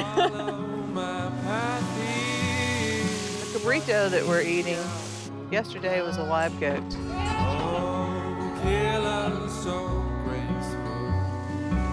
We like it spicy, jalapenos and onions and, fresh tomatoes. If you got a bunch of gringos, it's perfect. How Mexican is West Texas? This is where it is. On the other side of that mountain, 20 miles as the crow flies. Those flavors, those sounds. That's yours also. right? Oh, yeah. I learned to talk Spanish nearly before I learned to talk English. It's the good vanilla from Mexico. Old Mexico or New Mexico? Old Mexico. Chewy's mother comes from Mexico, south of Ojinaga. Yeah. Yeah. How long you guys been riding together? Oh, me and him? Yeah, you and him. 35 years. You know, it's an awesome way of life. Jalapeno cheese grits. Nice. Of course, they're buttermilk biscuits. This is an area of Texas that is legendary for whatever you might have thought you were going to do here, nature wins. Always. Always. Always. It'll not rain for 20 years, and you just stay as long as you can, then it starts raining. Yeah. So, how do you make a living? Basically, dig in. Work like hell and don't spend any money. Yeah. This table right here is filled with people who truly care about the land and what happens to it. You just have to have the heart to stay and want to stay and do it and make something of it while you're here. If you got a weak heart, you won't last.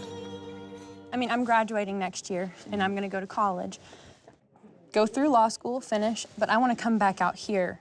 There are kids that are my age that will never see this, never have this, never be able to know people like this. And that's, I mean... Priceless. Yeah, how can you say no to that? If you get to eat 3 good meals a day and be happy, being happy is more important than anything. Allá en el rancho grande, allá donde viví. El gusto de los rancheros.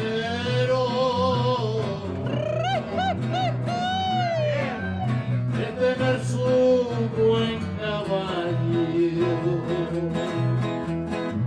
De fiarlo por las tardes. Y dale vuelta al ganado, allá en el rancho grande, allá donde vivía. So how else is the area changing? I rode for 3 hours through ghost towns, dead gas stations, and nothing but nothing, and, you know, suddenly I arrive in Marfa.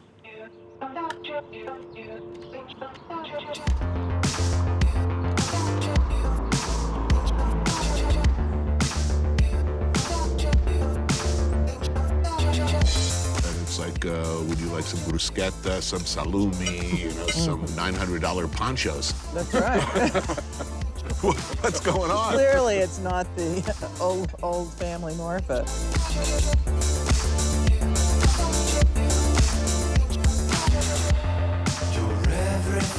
Marfa has become 3 distinct cultures: tourist town, art town, cowboy town.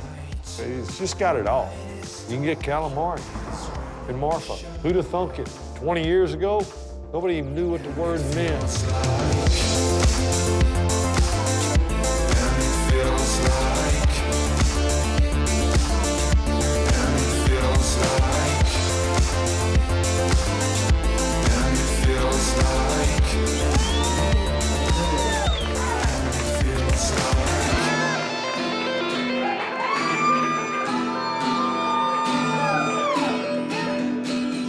This is the first bar I ever been into where a person next to me is petting a goat.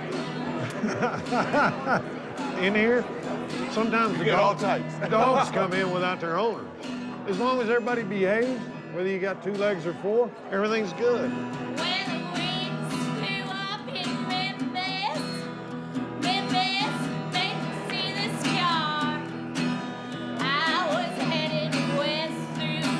You've seen a bit of the world. You've seen a lot of the world. I ran away from home a lot as a kid. And by the time I was 16, I got real good at it. I went to Alaska. And then I came back, joined the military, cowboy and roughnecking. Running drugs and guns across the border? I did run guns south, and the ATF knows. They got an open file. What motivated you to get into the bar business? Well, every cowboy has a dream of owning a saloon. I did not know that. It's been around for some time under various... Almost 100 years. There's many different cultures come through here. hipsters, blue-collar city workers, and I wanted everybody to be able to have a good time, no matter who or what or where. There ain't gonna be but one intimidating sumbitch in my bar, and that's me.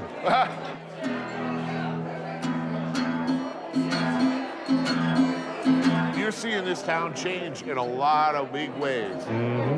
Every single person I've talked to down here is telling me the same thing. That wall ain't never getting built around here. My ranch is on the river. It's on the border. We can't survive without the river. And we can't survive without the people on that side of the river. They can't survive without us. Right. That, and they're our friends, for God's sakes. Loyalty is a big thing in Texas, and you ain't gonna build a fence between me and my loyal friends. Every old school Anglo rancher I've met here speaks Spanish fluently. It's a mutual respect to speak a little Spanish. And it's respect for them to learn a little English. You know as well as I do, you go to Europe, it's not hard to find somebody in France speaking English. Everybody. They can, they don't mind. They're not offended. You know, Americans have a tendency to want to be all butthurt about it. Here, we're just not. That's just being a good human being. Why is it so goddamn hard to be a good person these days?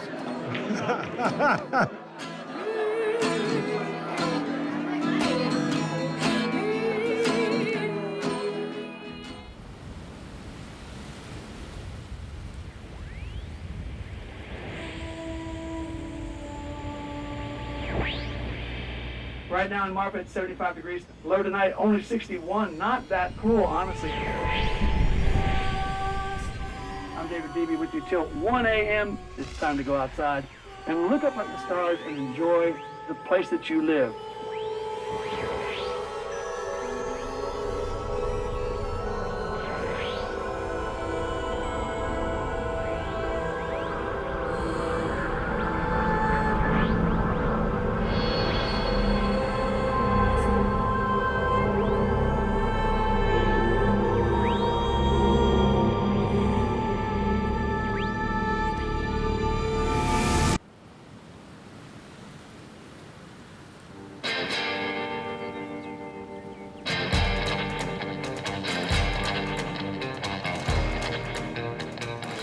This part of the state was always called El Despoblado, the unpopulated zone, which it never really was.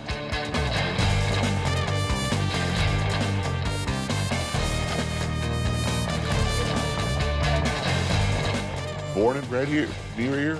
Yeah, a couple 100 miles east, not far. That's considered close right now. Close, yeah.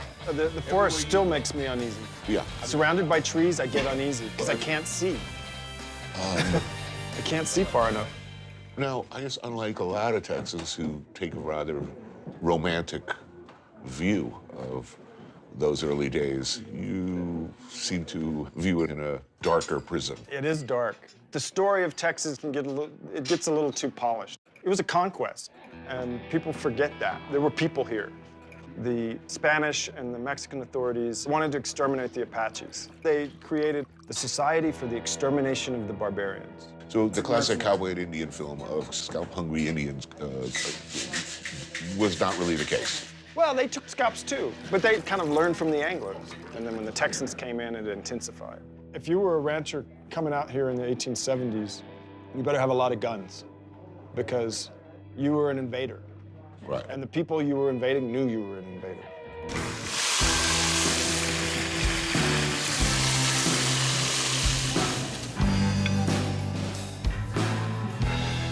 Oh, damn. You know, if you look at the legend of this place, was it the history of violence and the harshness of the landscape that preserved it for so long? Yeah. West Texas stayed wild, and it's still wild. People have lived in this landscape for 14,000 years. Through all these different nation states and empires that have swept over them, they persist.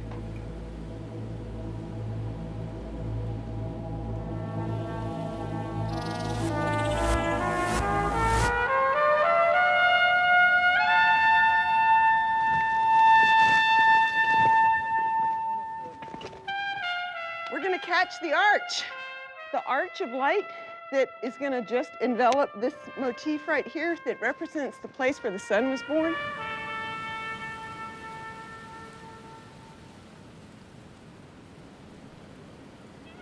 Welcome to the White Shaman site. This is one of the oldest pictorial creation narratives in all of North America.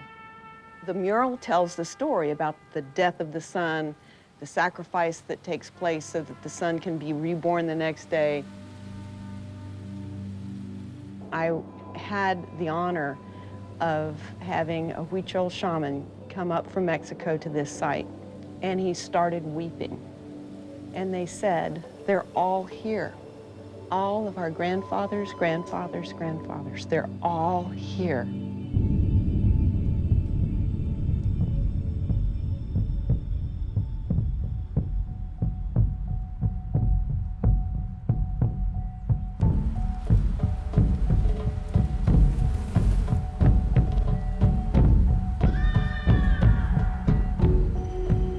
So here we are in Alpine, Texas, talking about the beginning of civilization on the North American continent. The earliest evidence of human existence in this area goes back how far? Almost 15,000 years. The rock art in the Lower Pecos and along the Rio Grande encapsulates not only their religion, but the cosmos. Why you had constellations at certain times of the year, and where were they in relation to each other, the seasons. Tony, sometimes I just want to scream because people will say, you know, well, did these people speak with the grunt? Well, I look at these murals and I see sophistication that we'd be hard-pressed with today. I think sophistication is an overvalued term. I mean, what the hell do we mean by that anyway? Well, I mean, still pretty much killing ourselves with spheres and rocks of one sort or another. One of the important things you have to realize is that these people have the same brain that put a man on the moon. They were in tune with their universe and their environment. same brain, same brain. I would not be surprised if the Lower Pecos art outlasts all of us. All of our monuments crumble to dust immediately. 4,000 years later, White Shaman, still there. I think they're going to have a tough time of interpreting what life was like on this planet. They'll be left with like Betamax copies of Three's Company and, you know, and Who's the Boss? Who lived on this planet and what went horribly wrong?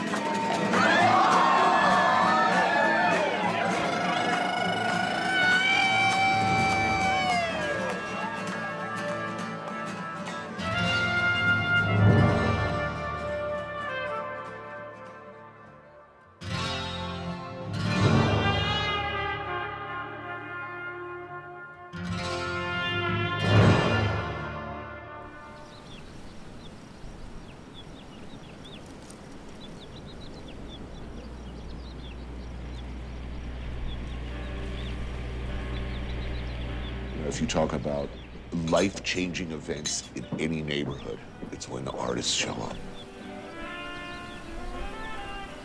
When my father, Donald Judd, came to Marfa in the early 70s, it was a ranching community and an old railroad town. The legend is, of course, that he looked at a map and was looking for the least populated area of America and came out here. Is that true? Yeah, that is. I mean, he did a lot of looking for places that had very few people and very few trees and lots of space. He had been working hard for so long, and I think coming out to Marfa was this reward.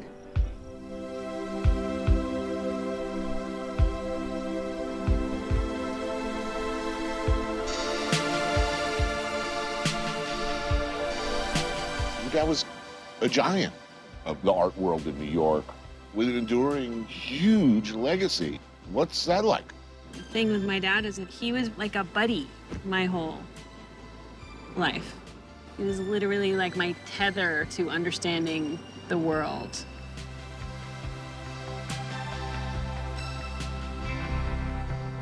Oh, wow, look at this. There are people who make great food in Marfa that didn't open a restaurant, so this is the behind the scenes of the yummy food that people make in their homes. Carmen's menudo and her blue corn tortillas. Nice. Johnny Sofocal's mesquite bean flour empanadas. Melinda's queso fresco. With chiles? I love this. And Ophelia's tamales over here. Wow. When your dad came to town with nothing but love in his heart and a desire to make beautiful things, he ushered in this entire new world with the invasion of, gourmet coffee or, trained baristas. How did he feel about that? I mean, my dad made his own coffee every morning, so he wouldn't be that into the fancy coffee available now, but the people who come here now, as long as they're contributing to being a good citizen, it's actually a good thing that people are here.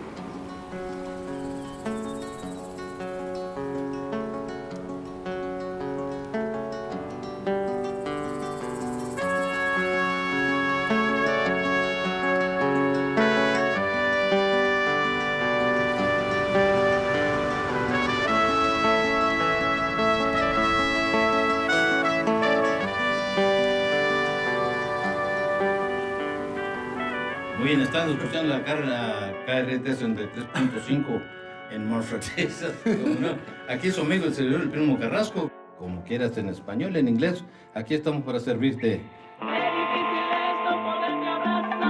Dos carne guisada, también chile verde. ¿Chile verde? Sí.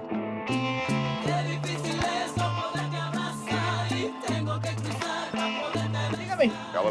Barbacoa. Barbacoa, taco. Most of the better restaurant chefs, you can find them at least once a week getting their food here, even if they're making food down at their place. Unbelievable. The gas station. In the morning, everybody's here. It's all the Border Patrol guys, like all of them. There you go. You have a great day. All the laborers in town, kids, the people that work at the radio station. It's like going to, like your abuela's house. So you're both multitaskers. You're a state employee, a County employee. County employee. Elected official, yeah. Justice of the peace? Yes, sir. What does that mean? I'm like the small judge that reads you your rights when you go to jail. You're also a musician? Yeah, a musician with Primo here. You were the radio station? I've been on the radio now for 10 years, 10 years every week, and he's been on the radio now for, what, 3? 3 or 4 years. Restaurant business? I have a burger and taco joint that's open on weekends. Burger time! A lot of multitasking around here. People tend to... You have to. You have to. Yeah, I always say that every job here pays $10 an hour, whether you're the attorney or the barista or the janitor. So you're gonna have to, work a lot of different jobs to make it because it's expensive to live here. Right. Look, this is a small town. 1,800 people. It seems an unlikely place to put in a spanking new public radio station that's heard all over Texas, yes? Well, that's exactly right. I mean, your expenses for running a 100,000-watt transmitter on the top of a mountain that gets struck by lightning every 3 weeks is pretty tough. I mean, but the station has support from pretty much everybody here. Everybody listens to the radio in their pickup truck. The only other news source we have around here is the local newspaper. What are the big issues? What do people want to talk about? The issue is border trade, and there's a lot of fear right now because the idea of changing NAFTA. American parts assembled in Mexico come brought back here. Yeah, that's part of the NAFTA thing. You can take it, have it here, take it over there, assemble it, bring it back. There's no tax. Right. It's definitely been good for our community. There's a mobile home factory called Solitaire. You see them all over here. People buy them. They take the stuff down there. They assemble the homes down there, and then they bring them up the road. They'll come up. You'll see 2 or 3 come up the highway today. And who's buying those things? Everybody who's working class. The manufactured housing is the craftsman home of the 21st century. It appears that Marfa in particular is going to be a tourist and service economy. There's money flooding in here. It is an irresistible tide. Is there money trickling down? Is it spreading out into the community? We have jobs here. You can get a job here. It's not, as I said, everybody makes $10 an hour here. But 25 years ago, we had nobody here, and it was a dying town. So you got the Cowboys, Border Patrol. You got hipsters coming in from out of town, New York artists wearing weird glasses and white pants. Maybe we don't understand each other, but we can all be in the same place at any time. People here are nice. Aquí en el pueblo, everybody's wave each other. Todos.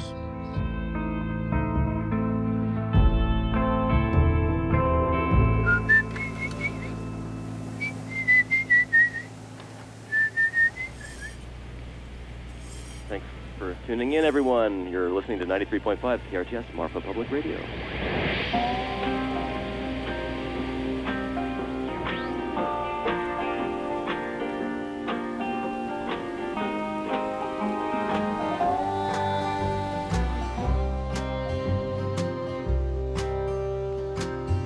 Oh, dear friend, I know your secret, but I just can't keep it. This is what the Mexican people end up living in once they leave their adobes. The projects, the low-income housing. In the morning, you will pay for what you've done. Hola, Ramona. ¿Cómo está? 2 burritos, por favor. De asado. Por favor.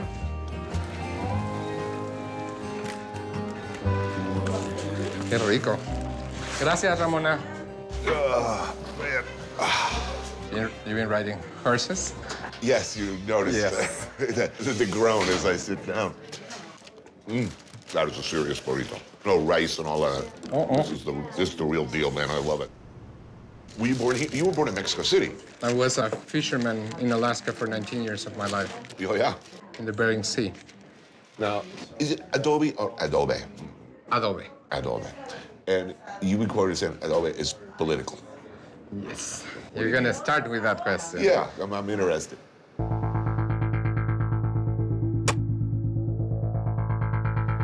Straw, clay, water, and manure. That's what makes the adobe.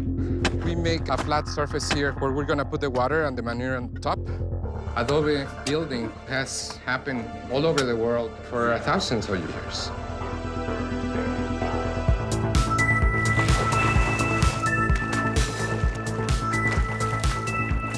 Here, historically, the adobe has been kept alive by the Mexican and Mexican-American populations.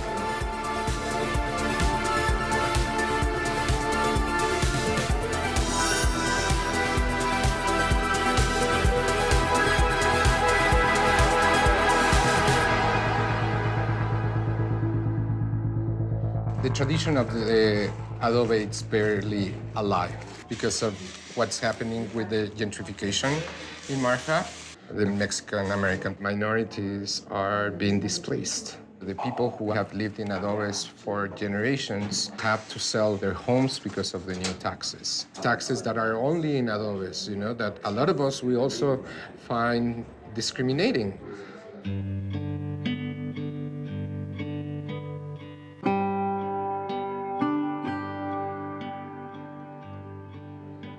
We are at a critical point.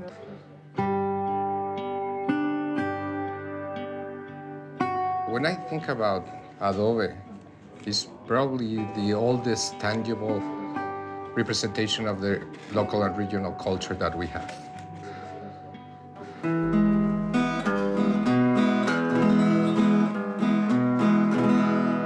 Sé muy bien que te vas y sufro tanto, pero ¿qué voy a hacer? Y así lo quieres. Sacrifico mi amor, te dejaré partir.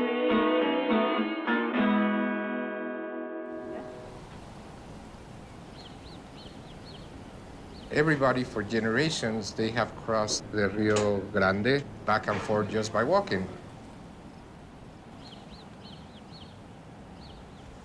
The river was low, and they would just cross, go buy some groceries, and then go back.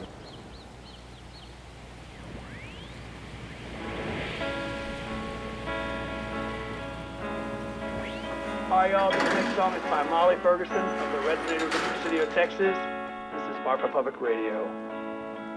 Ir a caminar en el muelle del mar, contigo a mi lado, pero no es tan fácil porque estoy lejos de ti.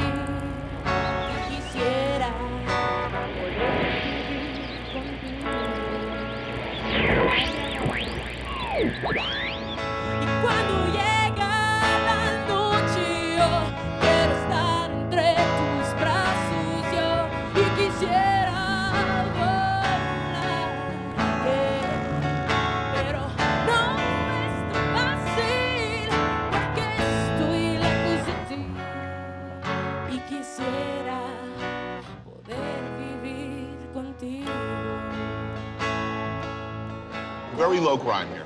Yep, I mean, Ojinaga defies so many of the things that people say about the border. You know, my daughter spends a lot of time in Ojinaga, my daughter. And, you know, some people it's like, what? But, I mean, I don't go to sleep at night wondering if she's okay, because I know she's okay. She's at home. Yeah. The interesting thing about this restaurant is they don't just serve your typical Mexican, you know, enchilada place. So a lot of kind of traditional recipes. Well, I know they do meat here in a big way, yeah.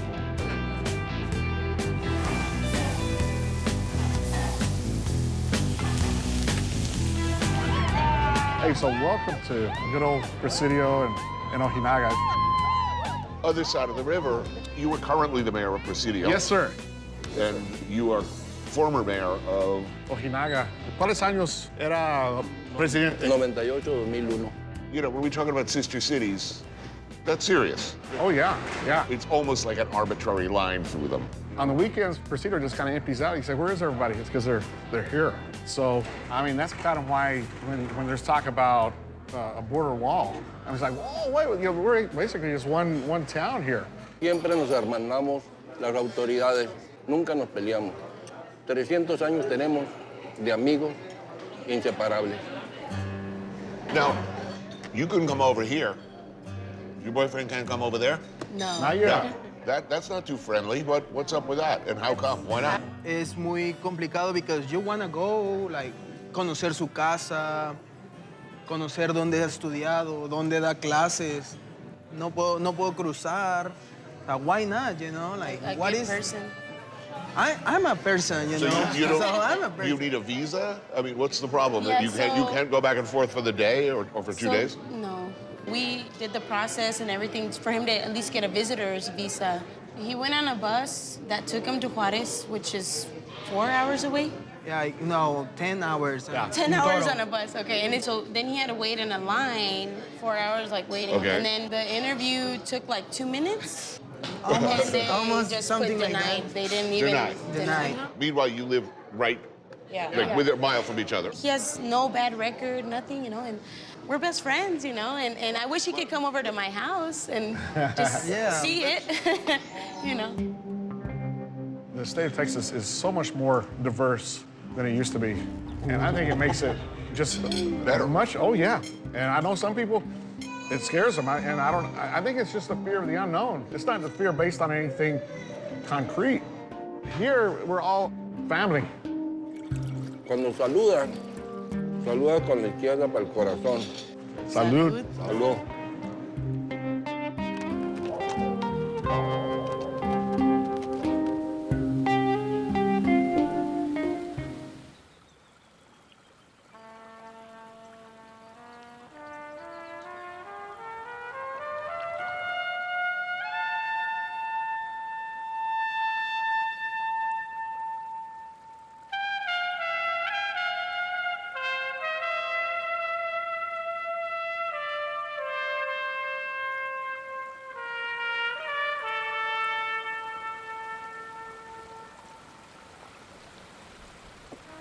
This is Santa Elena Canyon, Big Bend National Park, the largest national park in Texas, and it's named after the Big Bend in the Rio Grande. We are surrounded by 1,500-foot limestone cliffs. This slowly rose up, and the river just cut through it for millions of years.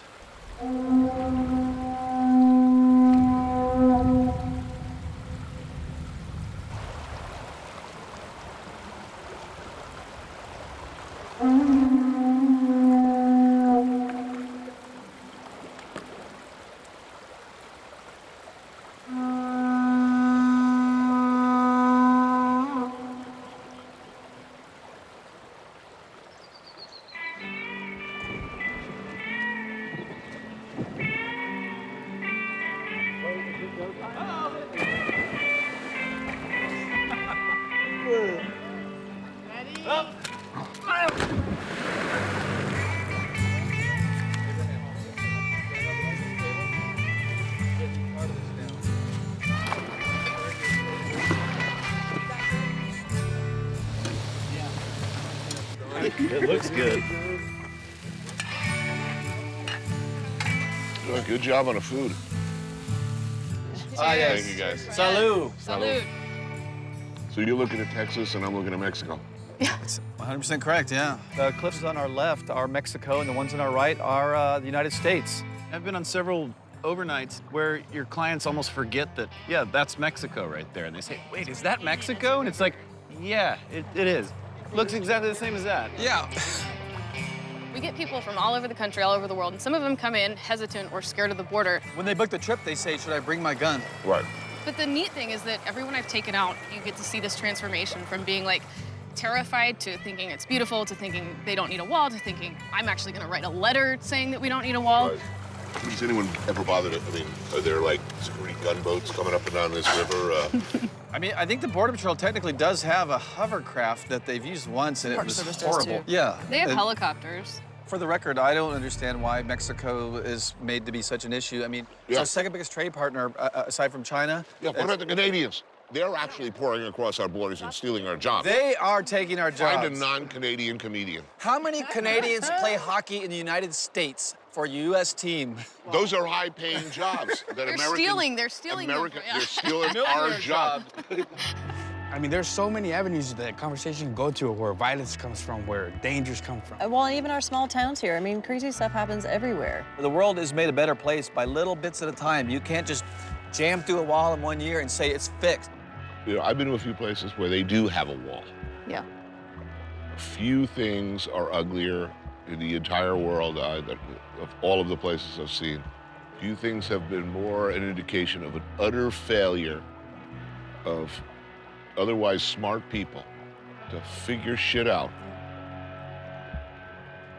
Thank you for showing me this amazing, I mean, just ludicrously amazing place.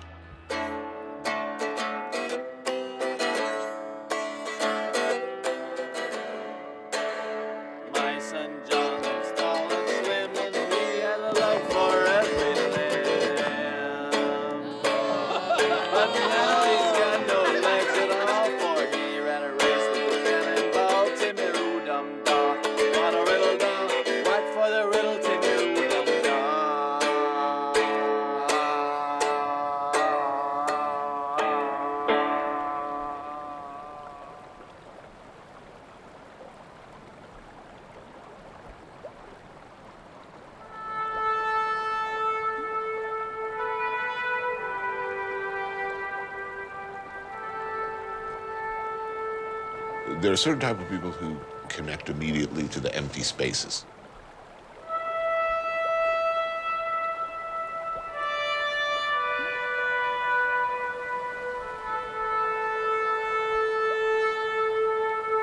I can't spend much time on myself. If I'm alone in my apartment in New York or on a beach with a hammock, I like to think I'd be able to relax, but I can't. There's that enforced sense of humility, because you really know how utterly powerless you are. You're just tiny.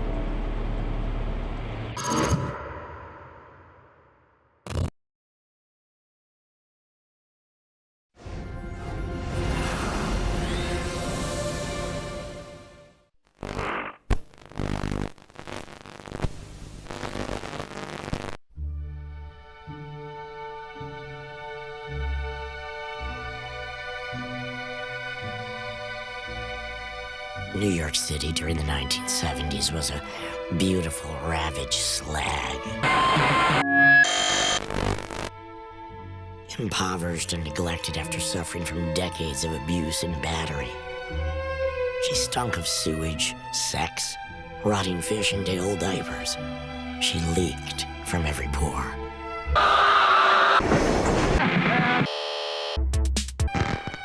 We were howling with delight, laughing like lunatics in the madhouse that was New York City.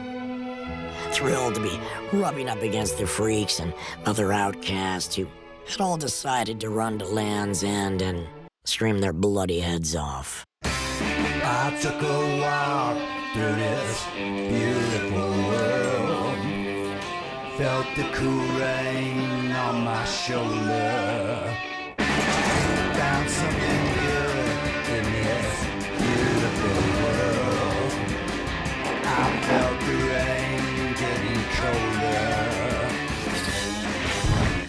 Sha la la la la, sha la la la la la, sha la la la la, sha la la la la la.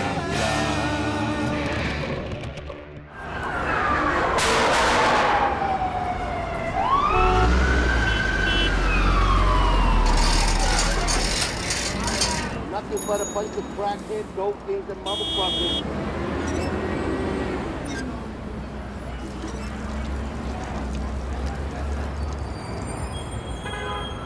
This is a show about a very special place, a very special time, and some very special people. So much happened, so much began on New York's Lower East Side.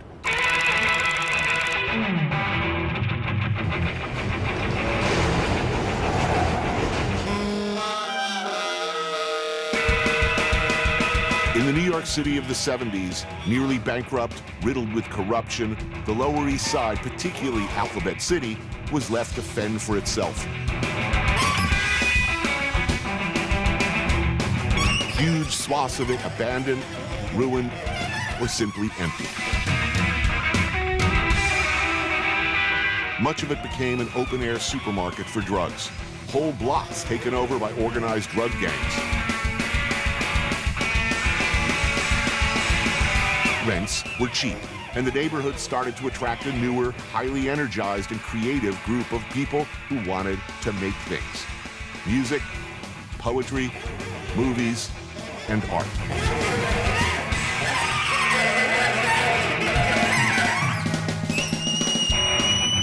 It seemed at the time everybody was a star, and for a while at least, that it was a golden time. But it was dangerous. You lived down here, you had to be tough and talented, and often very quick.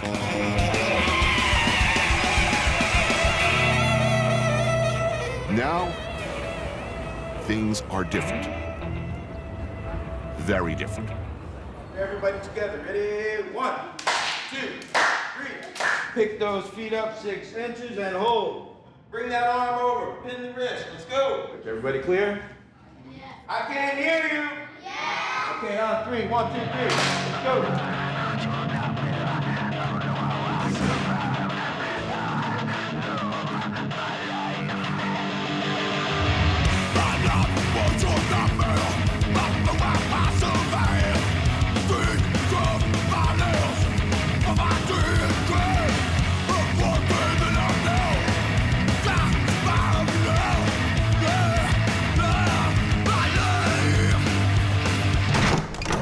So, I mean, this is pretty much some of the last remnants of what the Lower East Side kind of used to be like, you know? Good old school, no elevator. So you didn't live in this building? No, this wasn't the building I lived in. This is a squat, though, that actually became legal. I was actually in that building right there.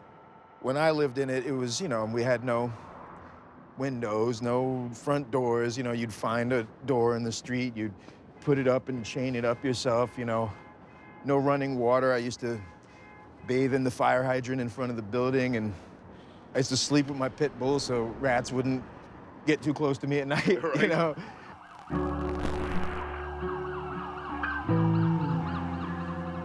My main problem growing up down here was that I lived on a gang block. Right. The gang on my block was called the Hitmen. And, you know, they were no joke, right? And I remember they would be hanging out on the stoop on the church across the street, smoking dust, all of them with their golf clubs and 007 knives. And everybody'd be listening to, of all things, Kraftwerk. Right. They'd be out there screaming, "We're gonna kill the next that comes out of that building," and I'm laying there thinking, "Wow, I gotta go to school tomorrow, man." I was never a violent person. You know, Christ, I was raised by hippies. But I was thrown into a crazy environment where I had no choice but to fight my way through it. And it did turn me into a bit of a problem as a teenager, you know? I would guess. Wait a minute, I'd have to guess. I know. First time I saw you, you were famously that 12-year-old drummer in the Stimulators. Your aunt was in the band. Yeah. That was the only reason we were allowed to play at most of the clubs, is because I had a relative who was basically my legal guardian. But, you know, as a parent, it definitely wasn't an appropriate place to bring up your kids, you know?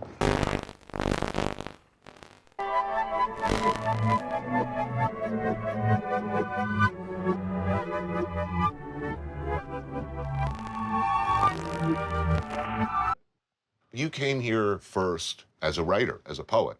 New York, in your mind, was where the writer's life was? Yeah, well, it was just the place that had the most stimulation. Was music even in the back of your head, or was poetry and writing? My model was Dylan Thomas there when I was a teenager, you know, so being a drunken womanizer, that was my ambition.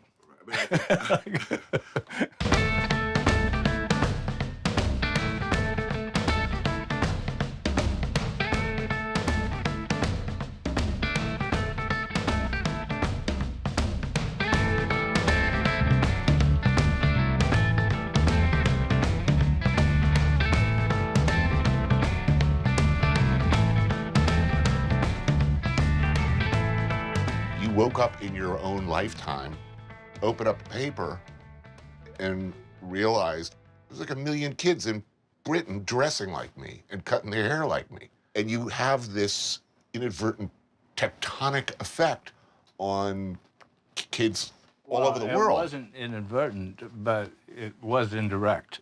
I mean, I wanted to have that effect.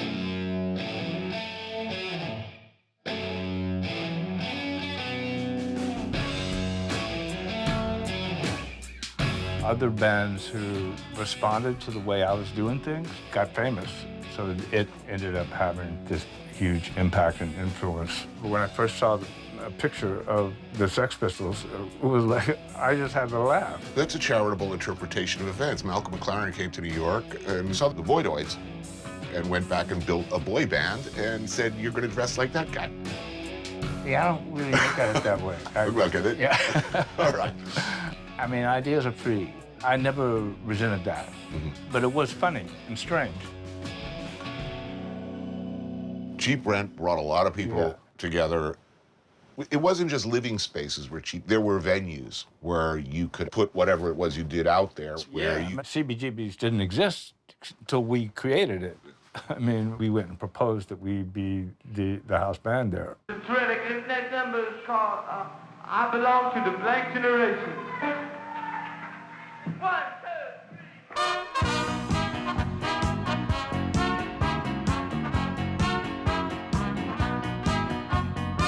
3. Do we over-romanticize that period?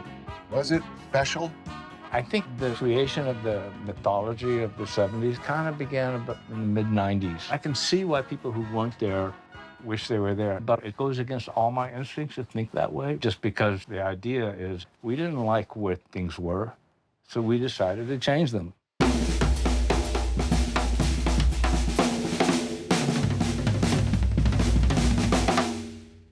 Have you ever considered writing a dishy memoir? I mean, my God, it would be 800 pages long. You know why? Because so many people are still alive.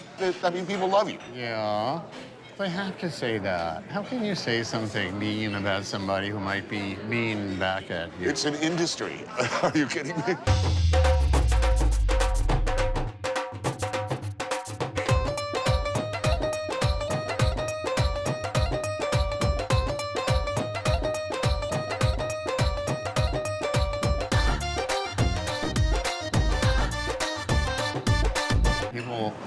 what was it like the first time you saw Iggy? And I didn't see him. I heard the music from down the hall. I mean, I thought, this is the rock and roll I always wanted to hear.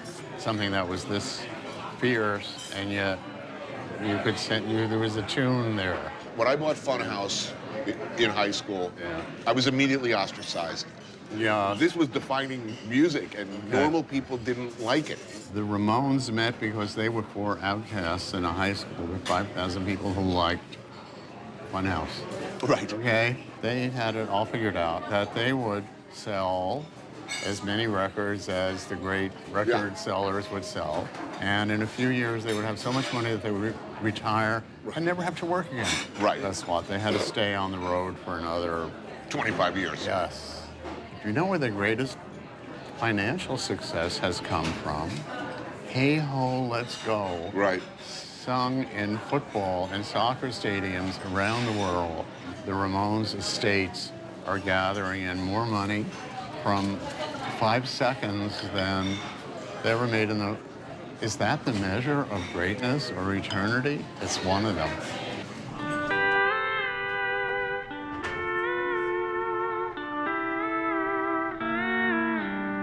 So many people died. So many people didn't get recognized. Yeah. Richard Hill's still living in the same apartment he lived in 40 years ago. Who likes to move in New York? He got a good deal. The neighborhood got all better around him, you know. Iggy was supposed to be the one who didn't make it most of all. And he's still there, the most dangerous. God sends us these signs that there are miracles. Don't give up hope. What you believe is beautiful probably is, but not everyone will know it in time.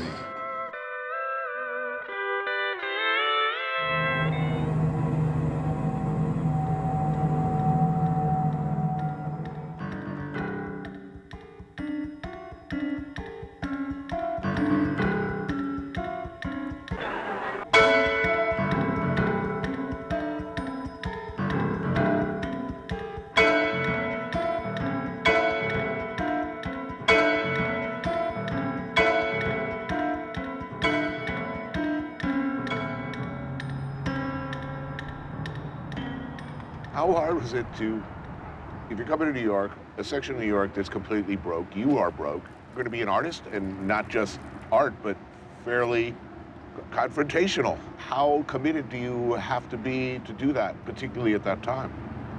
I think that, contrarily, it hasn't been that hard. I feel like I've been very fortunate to have got to stay alive here. So, and I have everything I need. Look around us.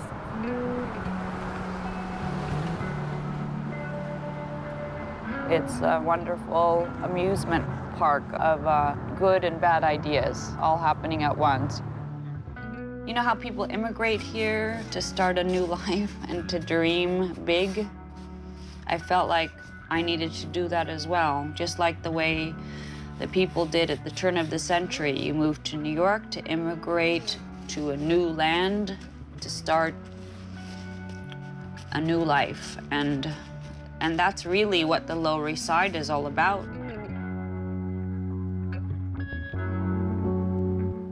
Who thrilled you back then? Who was doing stuff that you just thought, holy shit, this is really incredible and inspiring? Well, gosh, luckily, my friends that I was working with were very inspiring. I loved Joe Coleman's work.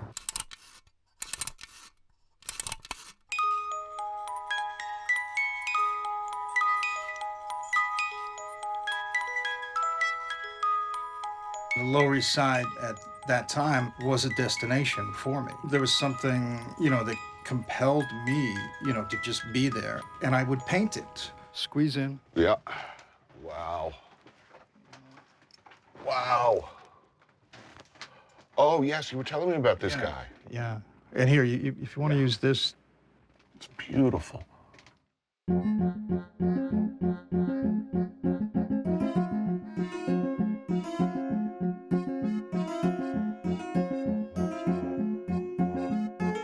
All the paintings are novels, so it's a dense story, and the more that you look, the more that you learn. And it's in non-linear time, like you're exploring, at your own pace, whatever you want to look at.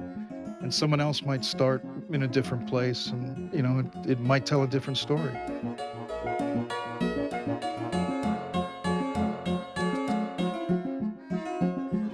The performance art, at what point? You came to paint, or did you come to paint? No, I came to paint, but the paintings were like implosions where I was studying the world around me and myself inside, and the performances became literal explosions.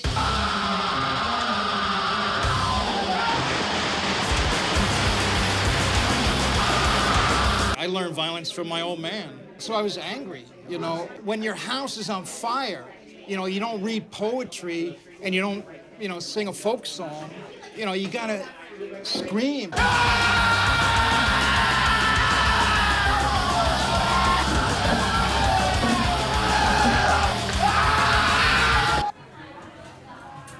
I missed all the great art of the time. I came for heroin, I came for music. Other than that, I didn't live here. But man, a lot of people didn't make it. And I remember, I guess around 1980, it was like, something is happening and no one knows what it is. You mean the AIDS? Yeah. A lot of that time exists in my mind like a dream, like an opium dream.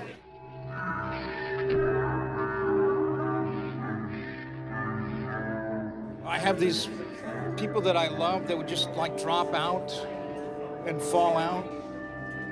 I'm a little bit sad that I wasn't there. I wasn't present, for them because I was too off in this other world.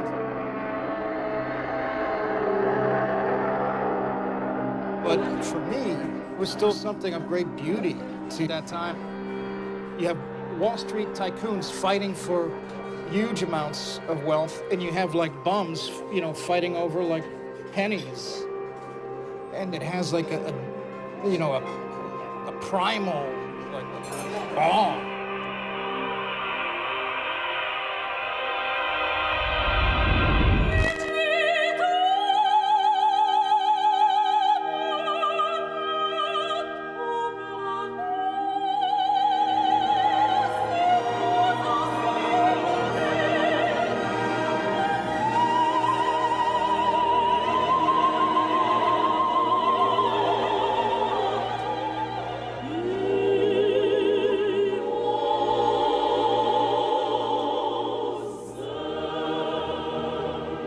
This is one of the places Keith Haring and I would love to come here. Jean-Michel would join us, and we would have good meals here on a regular. And it was consistently the exact, it's great when you can go to some place they have the exact same food. Come on, this is it. Still the same? Still exactly the same. That's encouraging. Which is great. It's great.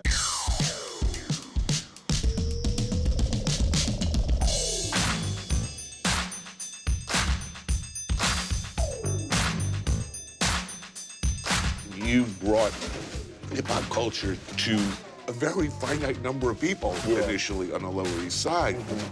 Totally changed the world.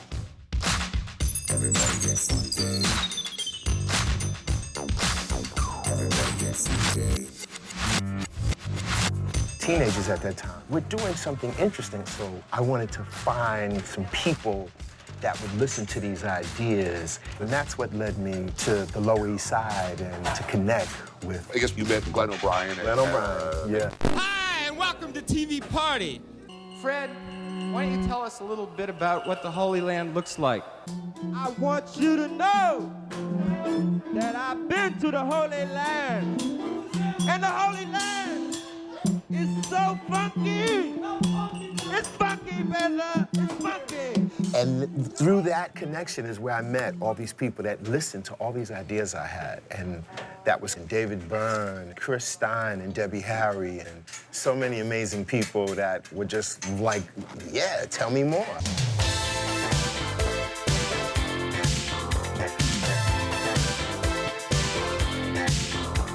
What I think is under-celebrated about you guys in particular was your kindness. You were famously really, really supportive of the people you came up with, your contemporaries, and people around you who weren't doing as well, you know, let each other sleep Well, on there each was other's nothing at floors. stake. There was nothing at stake. I just think a lot of people had low expectations. You didn't. I mean, you had a plan. Well, yes? no, if we had a plan, we would have made more money and not got so completely fucked over by the industry, as it were. We had a plan to survive. Yeah, I mean, we had a plan to keep going doggedly.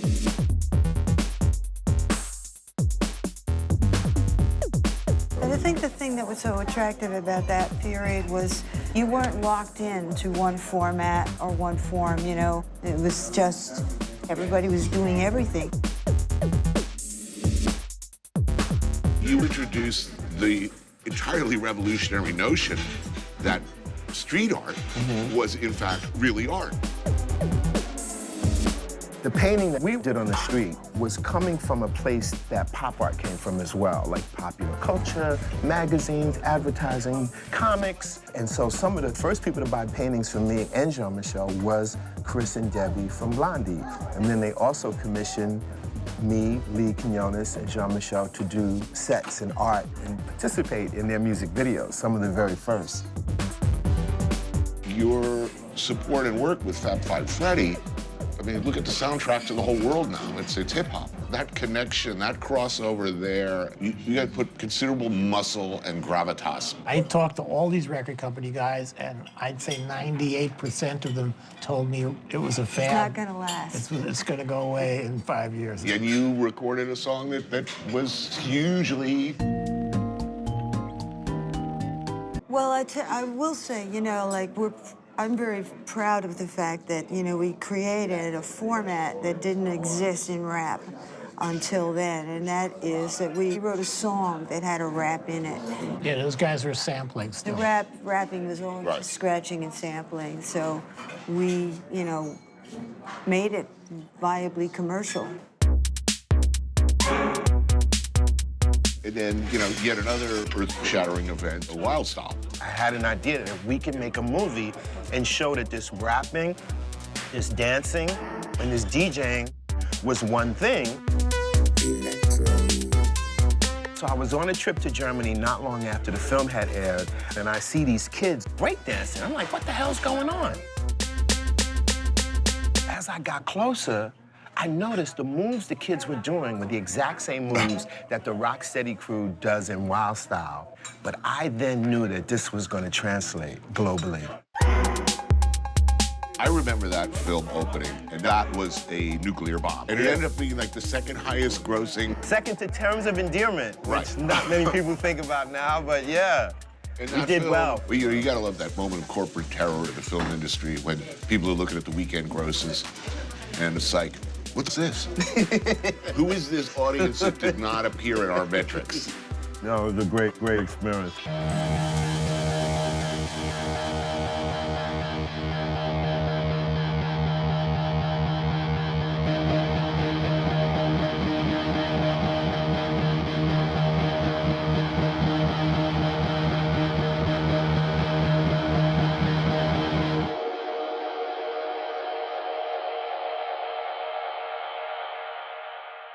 You started making films before you knew how to make films. Yeah, yeah. The oddball thing about it is knowing so little, who knew that you could hire a casting director? No, it was just like, hey, you play that, you know. Hey, Which one of our friends are going to be around for exactly. this? Are you going to be around next Tuesday? Because you know. I saw myself more as like an experimental filmmaker. You know, like the Godard films, for example. They were inspiring because I could say, I could do that. I owe a lot to Amos. No, I saw The Foreigner. It was amazing. It was the whole scene was there. Everybody was there. It was that was a big night. I got so charged up, and Yeah, I was sure I was going to make films. And your first film was a student film. NYU Film School made a mistake, so I had a $12,000 budget for my first film. Which is enormous for the time. It was huge for me, but the root of the word amateur is the love of a form. And professional means you are doing it for money. I still hope that I consider myself an amateur, for sure.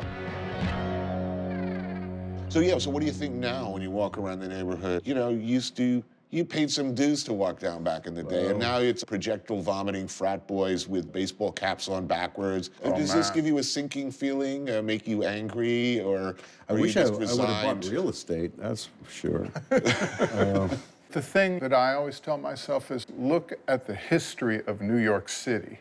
And it's always about hustling and change. And if you want it to stay the same, man, you get the wrong historical spot, because there used to be a Native American trading post on the tip of Manhattan. It's now Wall Street, you know? I just don't wanna go out in the streets no more. I just don't wanna go out in the streets no more. Because these people, they give me the creeps anymore. Too many creeps, too many creeps, too many creeps, too many creeps, too many creeps, too many creeps, too many creeps. Yeah. Want to come in for a minute? Yeah, sure, I'd love to take a peek. I'd be interested in looking at your dope bags. Yeah, here's some. This is from early 80s. Oh, wow. Airmail. Airmail. Okay, 12th Street. Yep. Might have been a little bit more glasses on for this. Yeah. It's a treasure. DOA, I remember. Poison, you must remember. Poison, yes, of course. Evidence, you were a psycho. I remember all of those. Toilet. Here it is. Classic, right? You know, you knew you were doing something bad when you bought a product called Toilet and, you know, shot it in your arm or, oh man, memories. Yeah.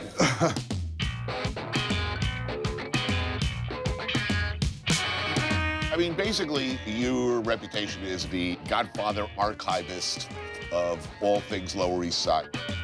You were here pointing your camera at stuff since the early 80s. I probably have one of the largest inner city photograph collections of anybody. I used to know everybody that went by. And that neighborhood thing is like really important to me. So I photographed the Puerto Ricans, the Dominicans, drag queens from the Pyramid Club, basically the whole hardcore scene in '87. I was more interested like the eccentric people, the unique people. You were at the Battle of Tompkins Square Park, which is sort of the Gettysburg of the Lower East Side. I remember it had essentially become clogged with nodding junkies, right. Homeless people who'd set up a permanent camp. It was dangerous. It was genuinely dangerous. When the police came down and decided to clean the park, the question is, who won? Well, in the beginning, we did.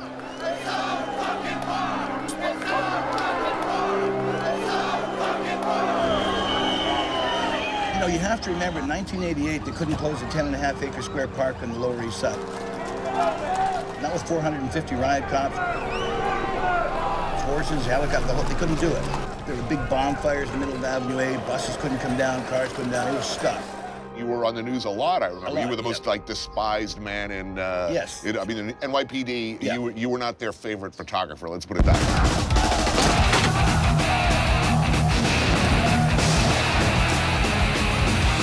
This went on for 4 years. There were multiple riots, hundreds of arrests.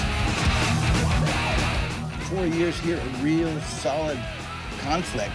Cops eventually got organized. I remember Tompkins Square. After the police fenced it off, it was, in a lot of people's minds, the end of an era. And yeah, when they cleared off the drugs, a lot of people think, hey, great, we're now gonna have a neighborhood and everything's gonna be safe. And then in came the gentrification. So the whole concept of America is being wiped out because you can't pull yourself up by the bootstraps anymore because you can't get in the game. Gentrification has affected the whole city. You have to now make a huge amount of money to be here. You know, they got skyscrapers in Midtown that are sold millions of dollars apartments and nobody lives in, and they're empty. I live in one of those big empty buildings with absentee owners. Is that all that's going to be left in New York? Yes. New York, there was always something that brought it back. But once you fill it with the corporate world, it's never going back. So we turned a corner that we will never go back again. And so it's over. It's over. It's over.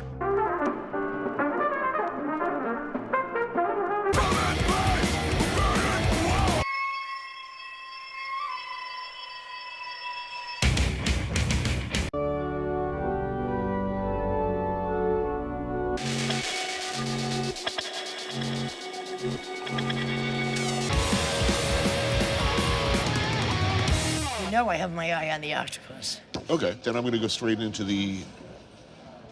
Straight. You're gonna go straight. You're finally going straight. Little Oh too my late God, for that. I'm impressed. Can you verify exactly what straight means? Fuck if I know. No way, honey. Even when you're straight, you're not straight.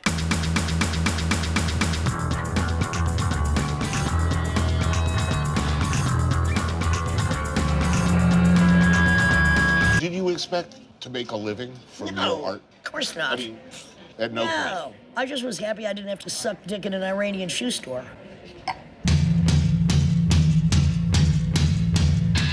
First of all, I thought I would come to New York to do spoken word, but spoken word didn't really exist. So I started Teenage Jesus and the Jerks.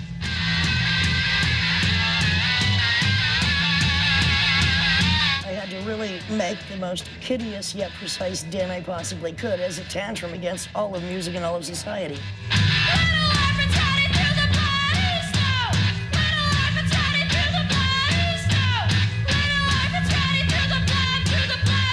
There were a lot of freakish, never could have happened at any other time. It seems to me bands who had a ready-made audience. Okay, as you did to an extent, you could basically say, I am a rock star.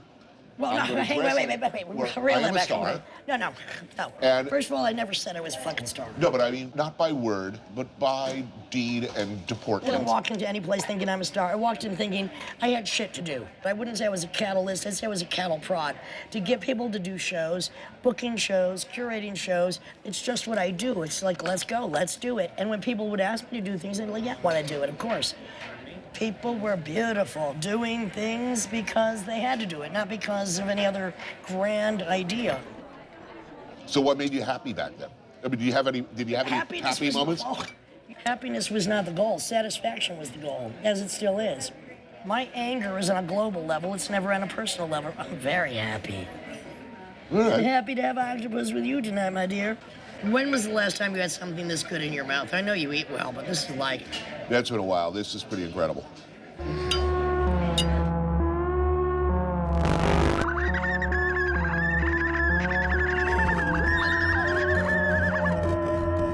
You were featured prominently in many of the best-known films of the era. Most of which sucked. I was trying to be a reflection of the reality at the time. This is why I made the films I made, especially with Richard Curtin. Just drop me off. Where are you taking me anyway? My house. So we did this horribly violent film called Fingered that was based on real things that had happened to me.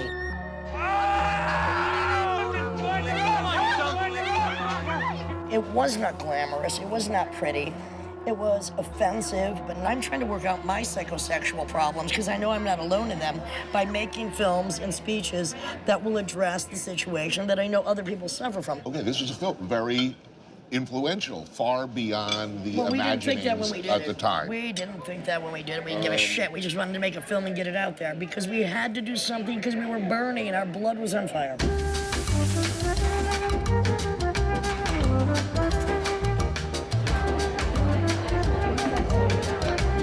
Looking back, though, was it all that? Was it a golden period? Are you nostalgic? No. Okay. I am golden.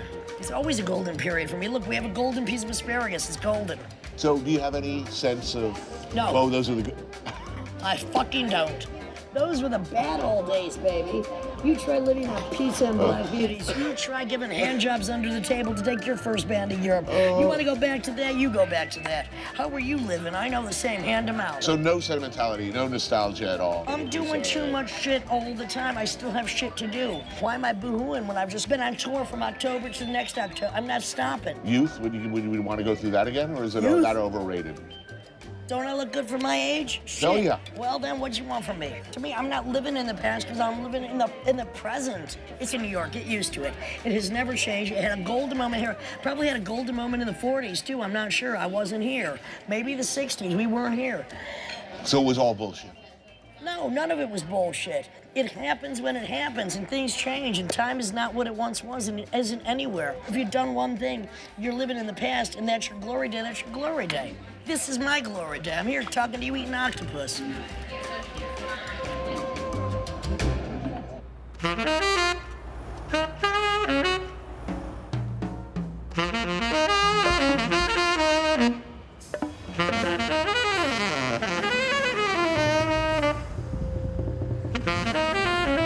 I try to make paintings that are so beautiful that I get lost in them while I'm doing them. And we just hope that other people get lost in it the same way. You know, I have a jollery over my bed. So you posted about that. That was nice that you posted that. And sometimes, you know, you get these letters and stuff. It's like, your painting saved my life, da-da-da. Yeah. But then sometimes, because I don't have any shows... Oh, that's great. It feels pathetic, you know? Well, this is incredible to me. What? You don't have shows. Like, That's regularly. insane, and it's sick, and it's wrong, and I don't even want to complain about it. You complain. I'm complaining about it. Yeah, okay. I am bitter. Because I'm going to die one day, and they're going to be worth a lot of money. Right.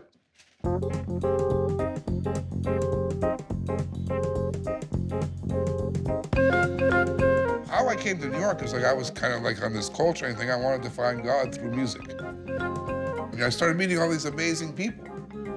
They were irreverent. The energy was enormous. And it was probably more fun than anybody's ever had in human history for about a year or two.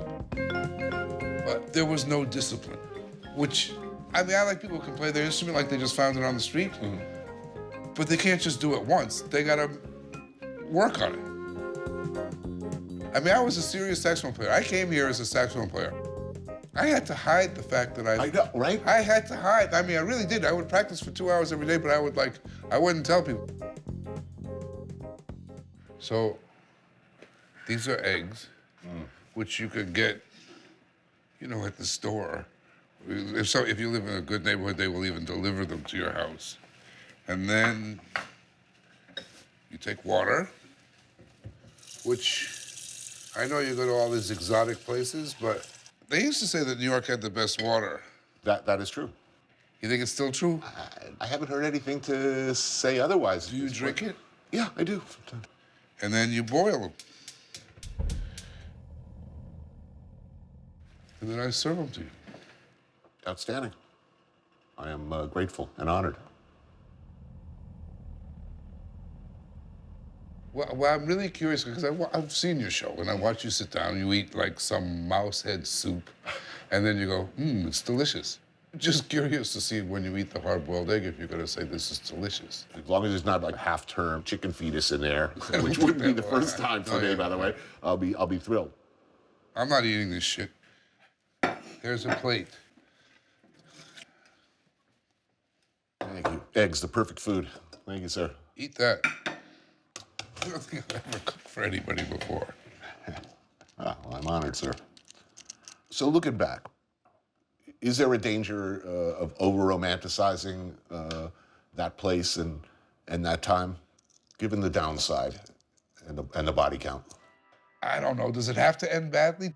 I mean, I'm glad I survived it. I'm glad I still got my own liver. I'm glad I lived through it. But it's kind of, I don't know how to add that up. I'm sure glad I didn't miss it. Doesn't pay to try. All the smart boys know why. Doesn't mean I didn't try. I just never know why. Feel so cold and all alone. Baby, you're not at home. And when I'm home, big deal, I'm still alone.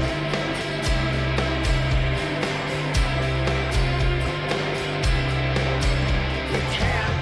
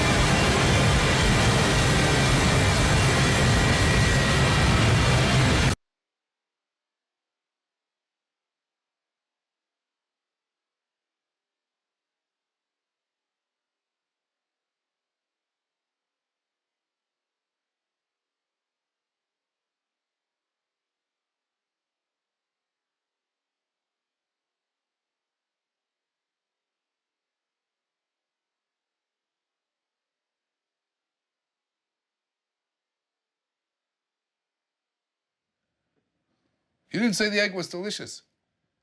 No, You did not. But I ate 2 of them. Silence Two is of the them? highest compliment. Just the gnashing of my jaws You on those didn't say they were delicious, delicious eggs.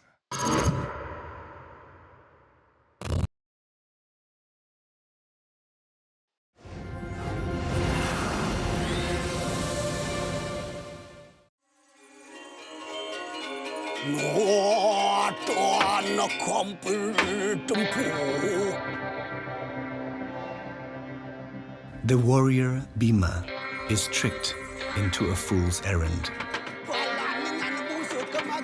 He seeks his parents in heaven. They are not there. Instead, he finds them in hell. He offers his parents the elixir of life, yet they refuse. They accept the fruits of their karma. This being their final test, they ascend to heaven. The story of Bhima Swarga teaches us that heaven and hell are allegories, not truths. Life is cyclical, and so is death.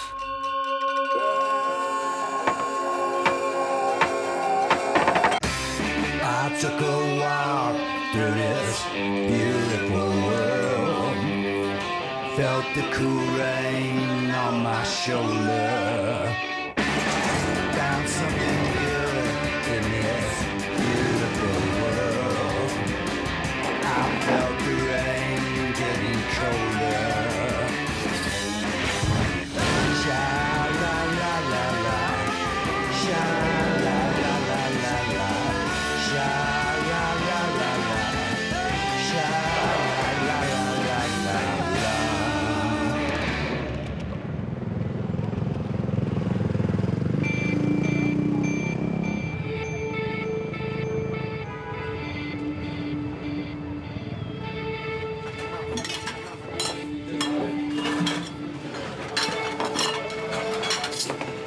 Di ilmu pengetahuan ada Big Bang. In science, there's a Big Bang. Sebetulnya di wayang ada Big Bang juga, jadi kulitnya menjadi putihnya semar. Okay, so when the universe was created, the universe is like an egg that broke. Yes. Okay, from the And then- shell, Yes. it's this fella Togok. here, it's called Togok. Yes. From the yellow, Yes. the yolk, Batara Guru. the teacher, the Yes. Batara, the teacher, And then the putih white. and the white of the egg is Semar.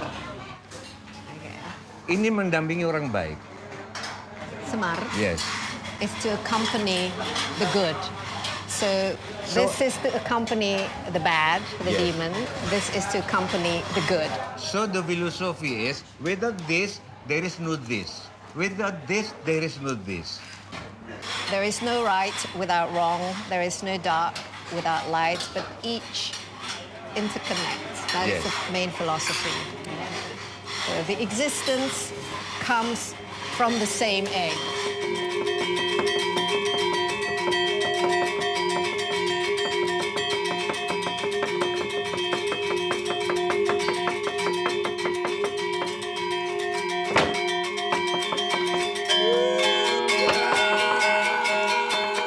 For 1,000 years, the wayang, or shadow play, has been entertainment for both mortals and the gods. In the shadow world, everything has its opposites. At work within every man are forces both divine and animalistic. The philosophy of the shadow play is to strive for balance. You cannot kill the dominant animal urges within. You must harness them, yet not be controlled by them.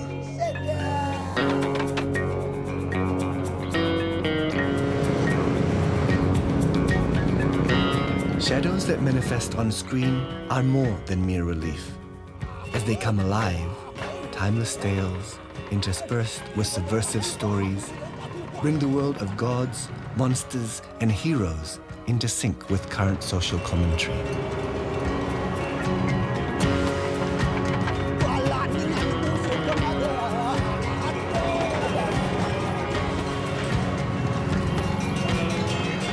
Indonesia is, correct me if I'm wrong, it's the 4th largest country in the world?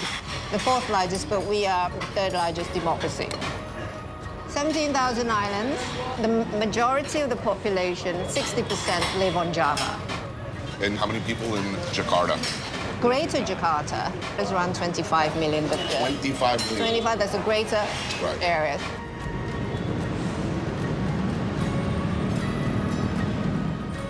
What should the rest of the world know about the fourth largest country in the world that they don't know? Because, let's face it, I think if you ask most people who are going to watch this show, tell me something about Indonesia, you'll get a total blank. Indonesia, we are very, very diverse. Because even before Islam came, the locals, they have their own traditions, they have their own culture. Toleransi apa? Tolerance. The tolerance. The tolerance. The appetite. The attitude of tolerance, religion tolerance, rather drop in our country. The level of tolerance is declining? Yes. But in the food, all very single food from this area go to another area. Basically, food is a great unifier. You Right. see, So especially like you may speak poorly of another region. Oh, they're terrible people over there, but their food is good? Yeah, they say that if you really want to know and try every single dish in Indonesia, you have to live here for 40 years. 40 years. So you need to stay here for a long time because every single area has its own specialty.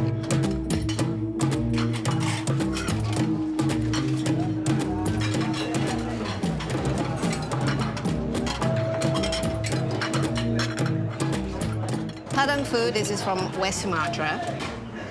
If we talk about fast food, this is the fastest food. I mean, this is way before this genre of fast food exists in the world.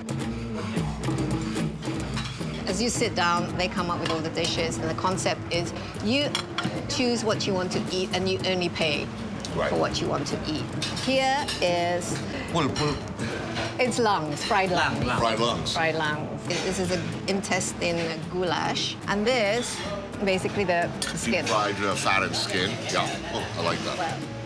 Of course, this is rendang. We're very proud of our rendang. And what makes Padang food very special is the spice. Yes. The spice and the chili. So good. Yeah, you like rendang? I do. We could eat that all day. So, I wanted to ask the traditional Indonesian shadow play.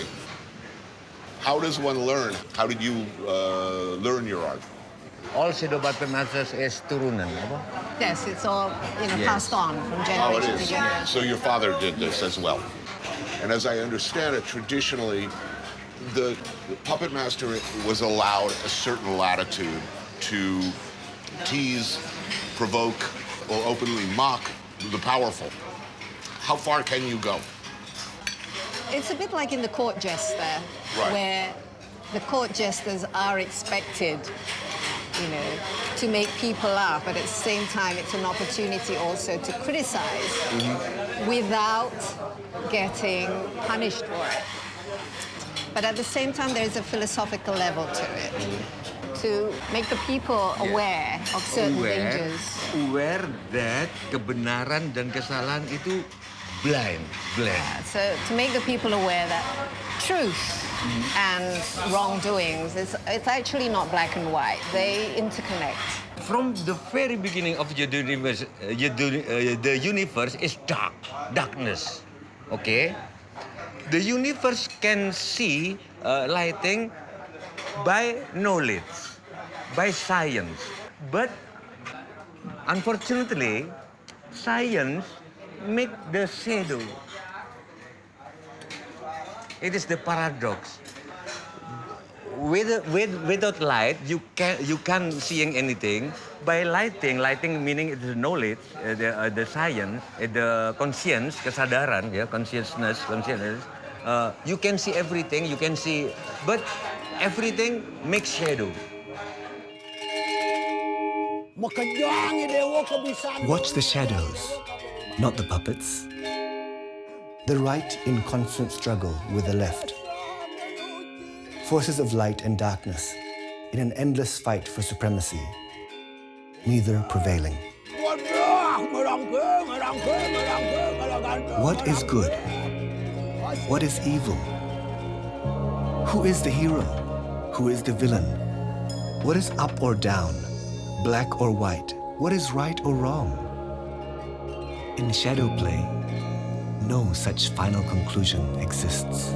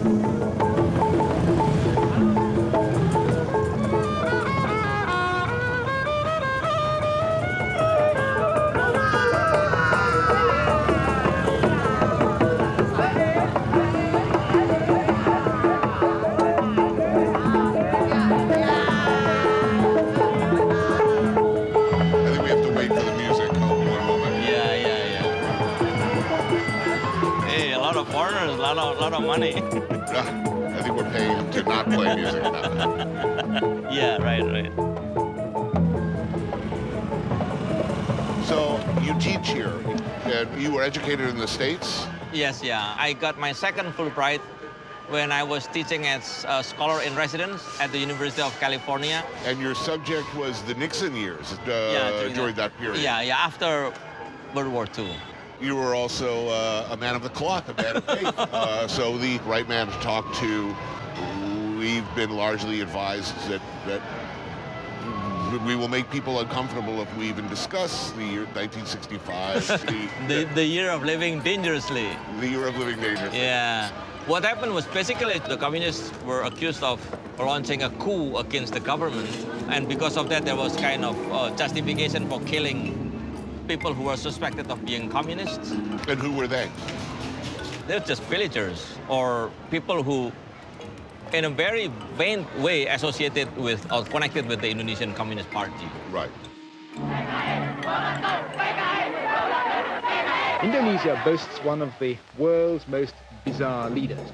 Then 3 weeks ago, the communists staged a coup, but it misfired and the army struck back.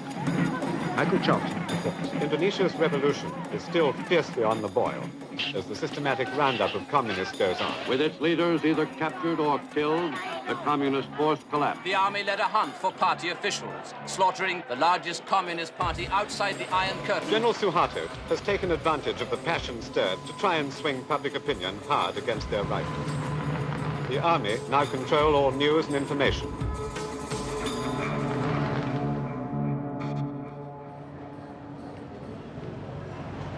The actual number who were killed were between 500,000 to 1 million. And many more were imprisoned, tortured, and things like that. So, is it in the interest of Indonesians to be fully aware of what happened in '65? Has Indonesia, as a country, reconciled itself to those events? Is there eagerness to know? Yes, there is. There are many people. At the same time, there was also fear. So many people, they kept silent to avoid their family members being implicated. So yes, there is a lot of eagerness, but at the same time, there are a lot of fear. Yeah. And so the real political situation is more complicated. Yeah, more complicated.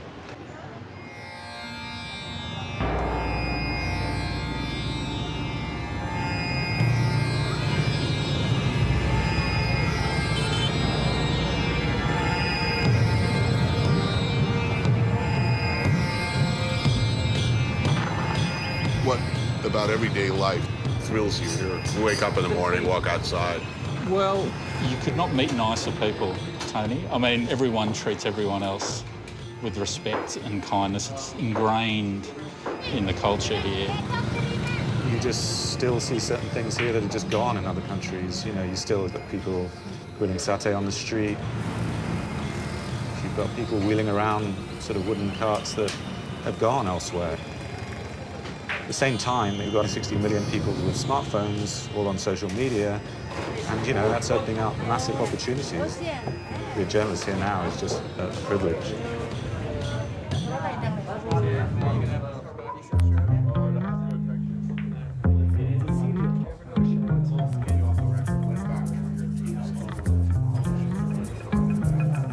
Yeah, is this the unofficial Foreign Correspondents Club? It is. Very much it is so. Indeed, yeah. How long have you been living here? Most of 18 years. How long have you been living? I've had 2 stints, some about stints. 6 years. Yeah, so I Same came with back. that. Same, Yeah. 2 stints. So, how are things going? I mean, this is a democracy now, yes? Oh, it is. I've always called it a microcosm of all the good and bad in the world, because Indonesia has everything. Democracy, it has pollution, it has environmental degradation, it's got human rights abuses. There's a lot of problems here, but one of the great things going on is these elections are free and fair, and everybody knows it.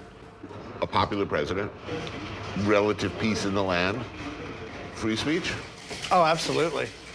But there are two subjects that there is a real reluctance to talk about and reconcile, and it's kind of weird. The years 1965 and 1975, there isn't much appetite to look at that. Why? For reputational reasons, as much as anything, but also potentially legal reasons as well. So the 2 main perpetrators of the massacre were the military and the mass Islamic groups. Groups who are moderate these days, but at that time, amid that hysteria, they were involved in this kind of brutal pogrom. This was sort of hand-to-hand, slitting throats, garroting people, burying them in mass graves. Very nasty, nasty stuff. And then the second reason is there was an intensive campaign of propaganda which portrayed this massacre as an honourable attempt by Suharto to put down a communist coup.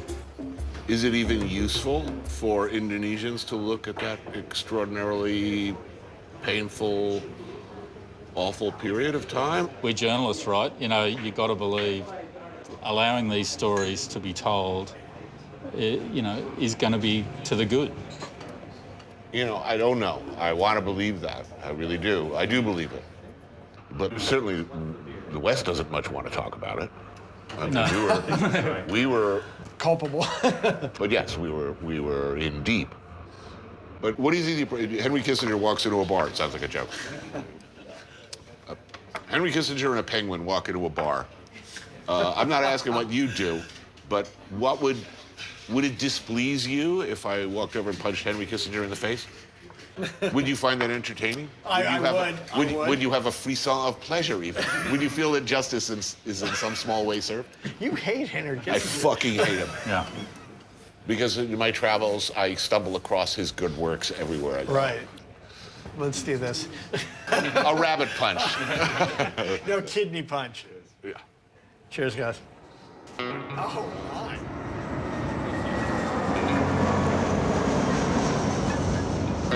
Java is Indonesia's seat of power, but this home to millions is just one of seemingly countless islands across the archipelago. Bali endures as an island of legends, of magic and spirits, where ancient animist traditions blend with Hindu and Buddhist beliefs.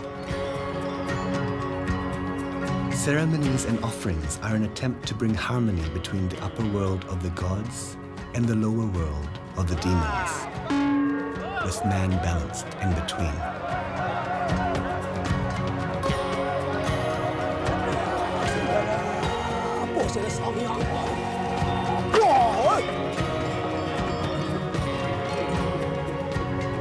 Who is the hero?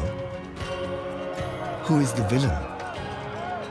Who decides what is right or wrong? Bali is as much an island of the gods as it is the demons.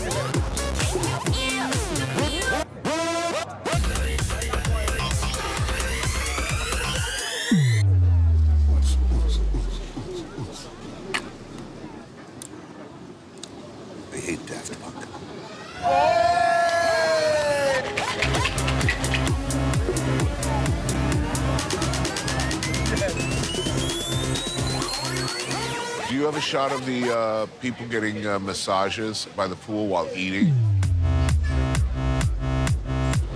This is an Emmy-winning shot, dude. It's happening right over there.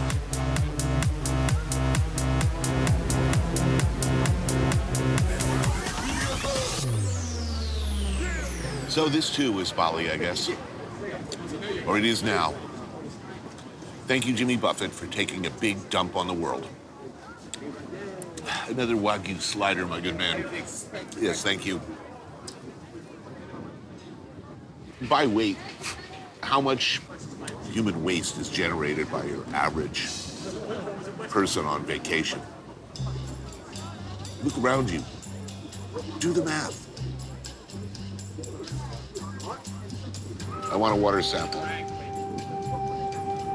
I'm telling you, the fecal coliform count is going to be interesting. I'm sure there's a metaphor here.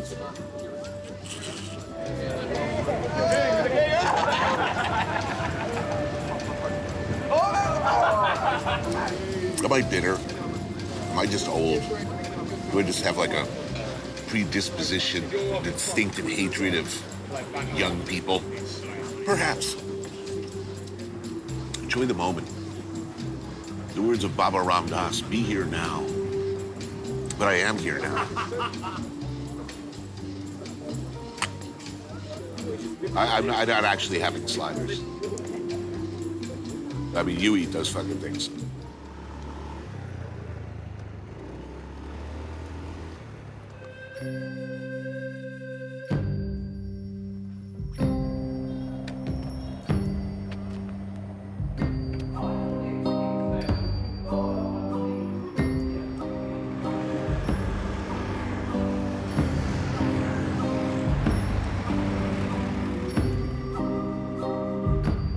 People who see, eat, pray, love, who were inspired to come to Bali and do yoga. They have a romantic notion. They want to improve their lives in a physical and spiritual way. They would like to have an experience that they can remember. You mentioned Bali, and people think paradise. I mean, of course.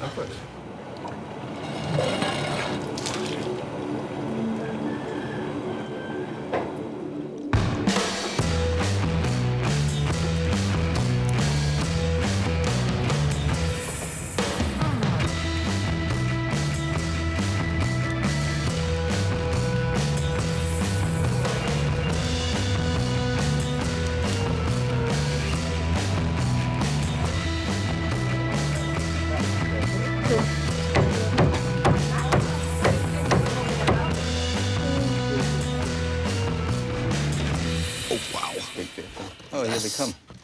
The babi guling. Oh, yeah, I remember this dish. I love it, of course. Maybe we could just talk really quickly about the food. Very quickly. No, I get in VO because I've had it before. We don't need to talk about this food because I know it very, very well. I will speak incredibly knowledgeably of it in voiceover. Trust me. You've been here before, right? I have been here, I think, 11 years ago, and it was a very different look and play. Even then, 11 years ago. 11 years is too long. Yes. How did you get into the yoga business? Did you anticipate it would become so big, or did it start small? Not really, honestly. It was when the Eat, Pray, and Love was shooting in the island.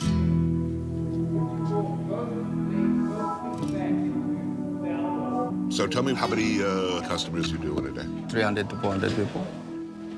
That's a big increase. It's really huge because you see the traffic, how crazy it is. It is crazy. Dealing with the traffic. I mean, it's worse than Manhattan. Well, right now that we have two big problems right now. First is waste, second is traffic. Is the tourism bad? Yes, it has its bad side. Is the tourism good? Yes, of course, right? What is Bali? What is Balinese people? What is Balinese culture? What part of this could be supported by the people who come to Bali? What kind of people do we want to come to Bali?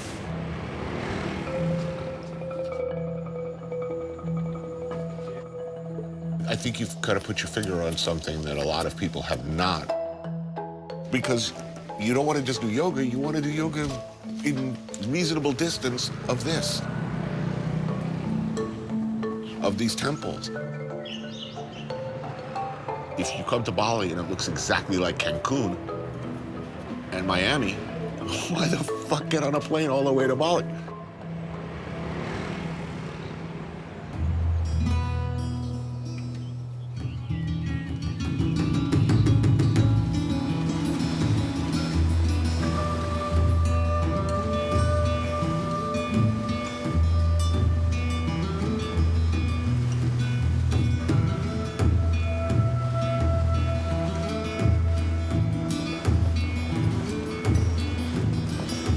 This is one of the 3 most piratical places on the planet. It's pretty safe around here now. It used to be in the early days when we were filming here. You first arrived in Indonesia in '65, right? That's right. But it was pretty hairy then. Given that you arrived at absolutely the worst possible time, what was it about the place that compelled you to come back? Unexplored regions, tropical animals, ancient civilizations, long memory amongst the people, mysticism, everything a schoolboy would obviously love.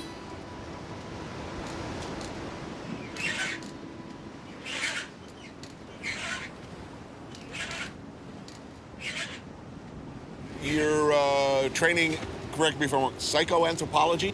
Yes. Now, are there through lines, or is there any connectivity between belief systems?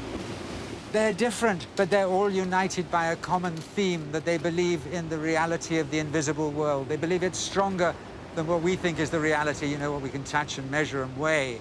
They would all share the belief that this is illusion, that this is only the surface of another greater reality beneath it. In that, they're fairly constant.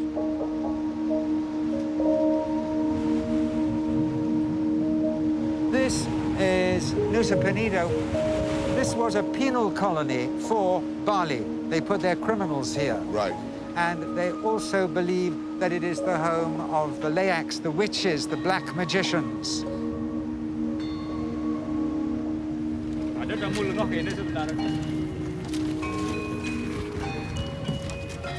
This island has not been invaded like Bali. No, it hasn't. Yeah, there's a bachelor party going on there. Oh, no. Just messing with you, man.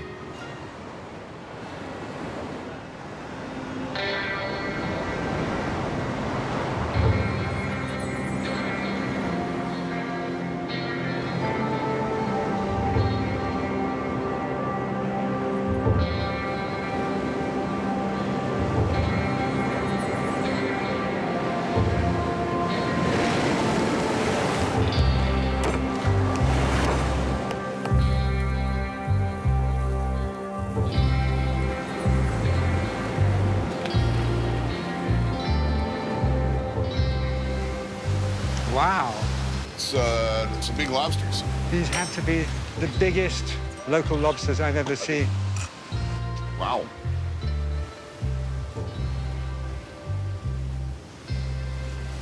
In the West, we tend to think of things in a binary way. There's good and evil, life, death. You've seen every variety of human behavior in this part of the world. Always a notion of light and dark, good and evil, just not absolute ones. You know, we call Bali the island of the gods. That's a sort of slogan for the tourism industry, but it's equally an island of the demons. I mean, I've always found useful in anthropology this concept of the left and the right cranial hemispheres. The left is the thing that we are over-dominant in the West. It handles the rational, practical, consecutive thought. Here, it's the opposite imbalance. It's the other way around. The right is the intuitive, holistic access to everything we've ever been. That's access the right to our brain. genetic memory, exactly. So they know stuff we don't know. They definitely know No stuff doubt. we don't know.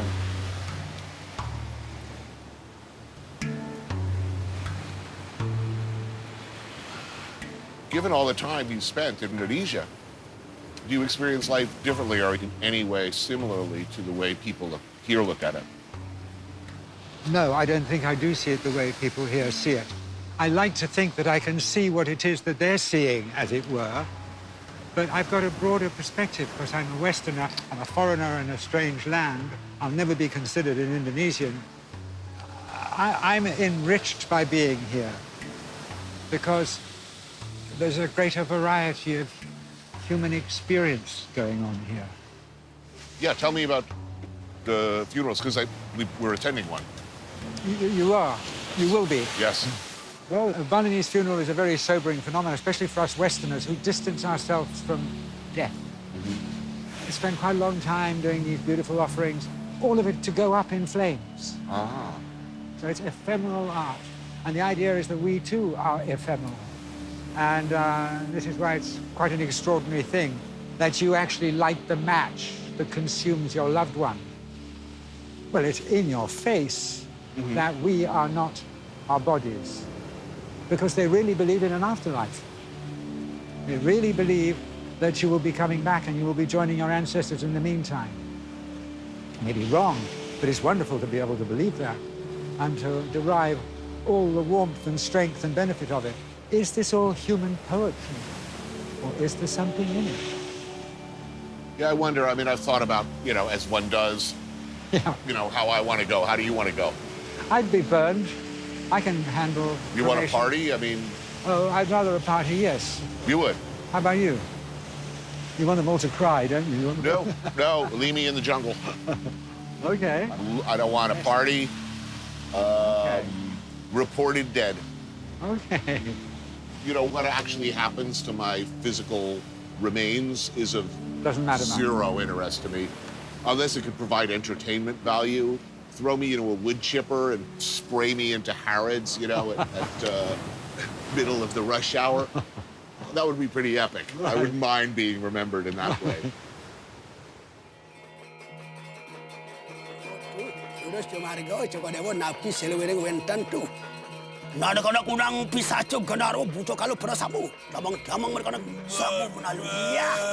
Wayang is not necessarily entertainment for the people. Most of the time it's performed for the unseen.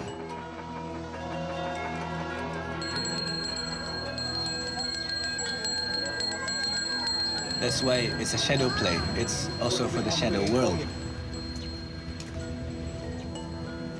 We Balinese have a lot of magical thinking. Often we believe that what happens in the real world is a consequence of what is happening in the shadow world. That's why there's so much offerings and appeasements. Every day we make offerings. Love notes, thank you notes, left around to the spirit saying thank you for keeping everything in balance.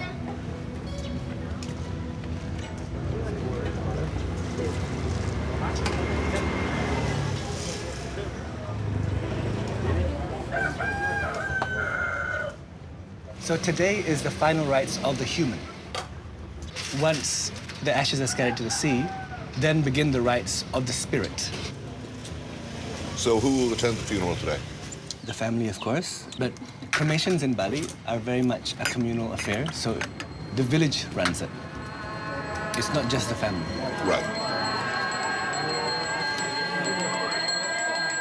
People's attitudes towards the passing of a life, towards death, funerals, wakes, different here than in the West. No weeping and rending of garments. There is a lot of... There is. It's at the bathing ceremony of the body, that is when the mournful event becomes a joyous occasion. Right, but the funeral itself? It's a joyous occasion, especially the cremation. It's a big send-off. It's a big party to send the spirit to the afterlife. We're not talking about the end. Life is cyclical. It's very much a circle. So this is something to be happy about? Yes, definitely.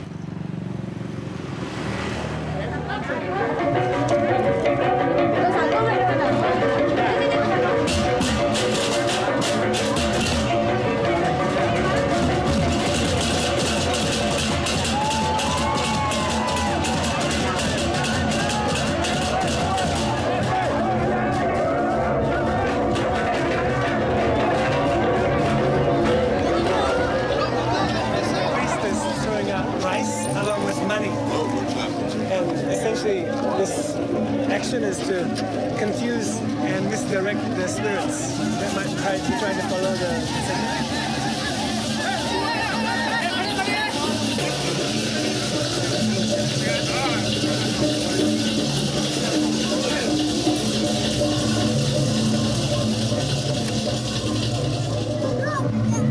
Love the sound. It's beautiful. So The gamelan. that reverberates throughout your body. And the idea is that that noise shatters the illusion between the seen and the unseen worlds.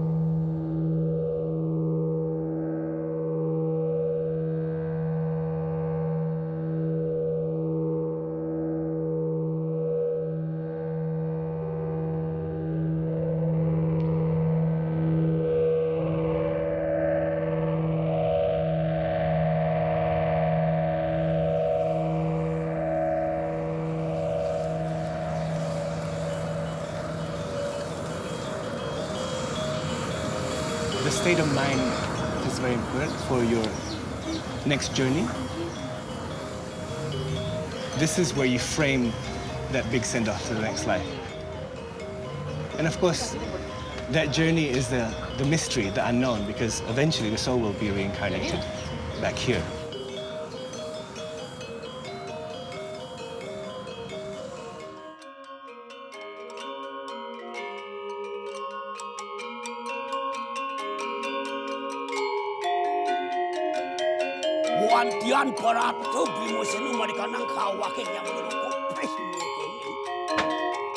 The shadow place story of Bima Swarga is often told as part of funerary rites for many reasons.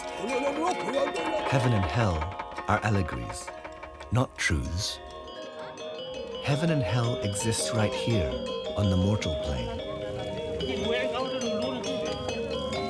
No tears should be shed during the cremation ceremony. Tears only hold back the soul of the departed. At sundown, ashes will be released, returned to the purity of the sea. Time is circular, as is life. Death is but the beginning of another journey.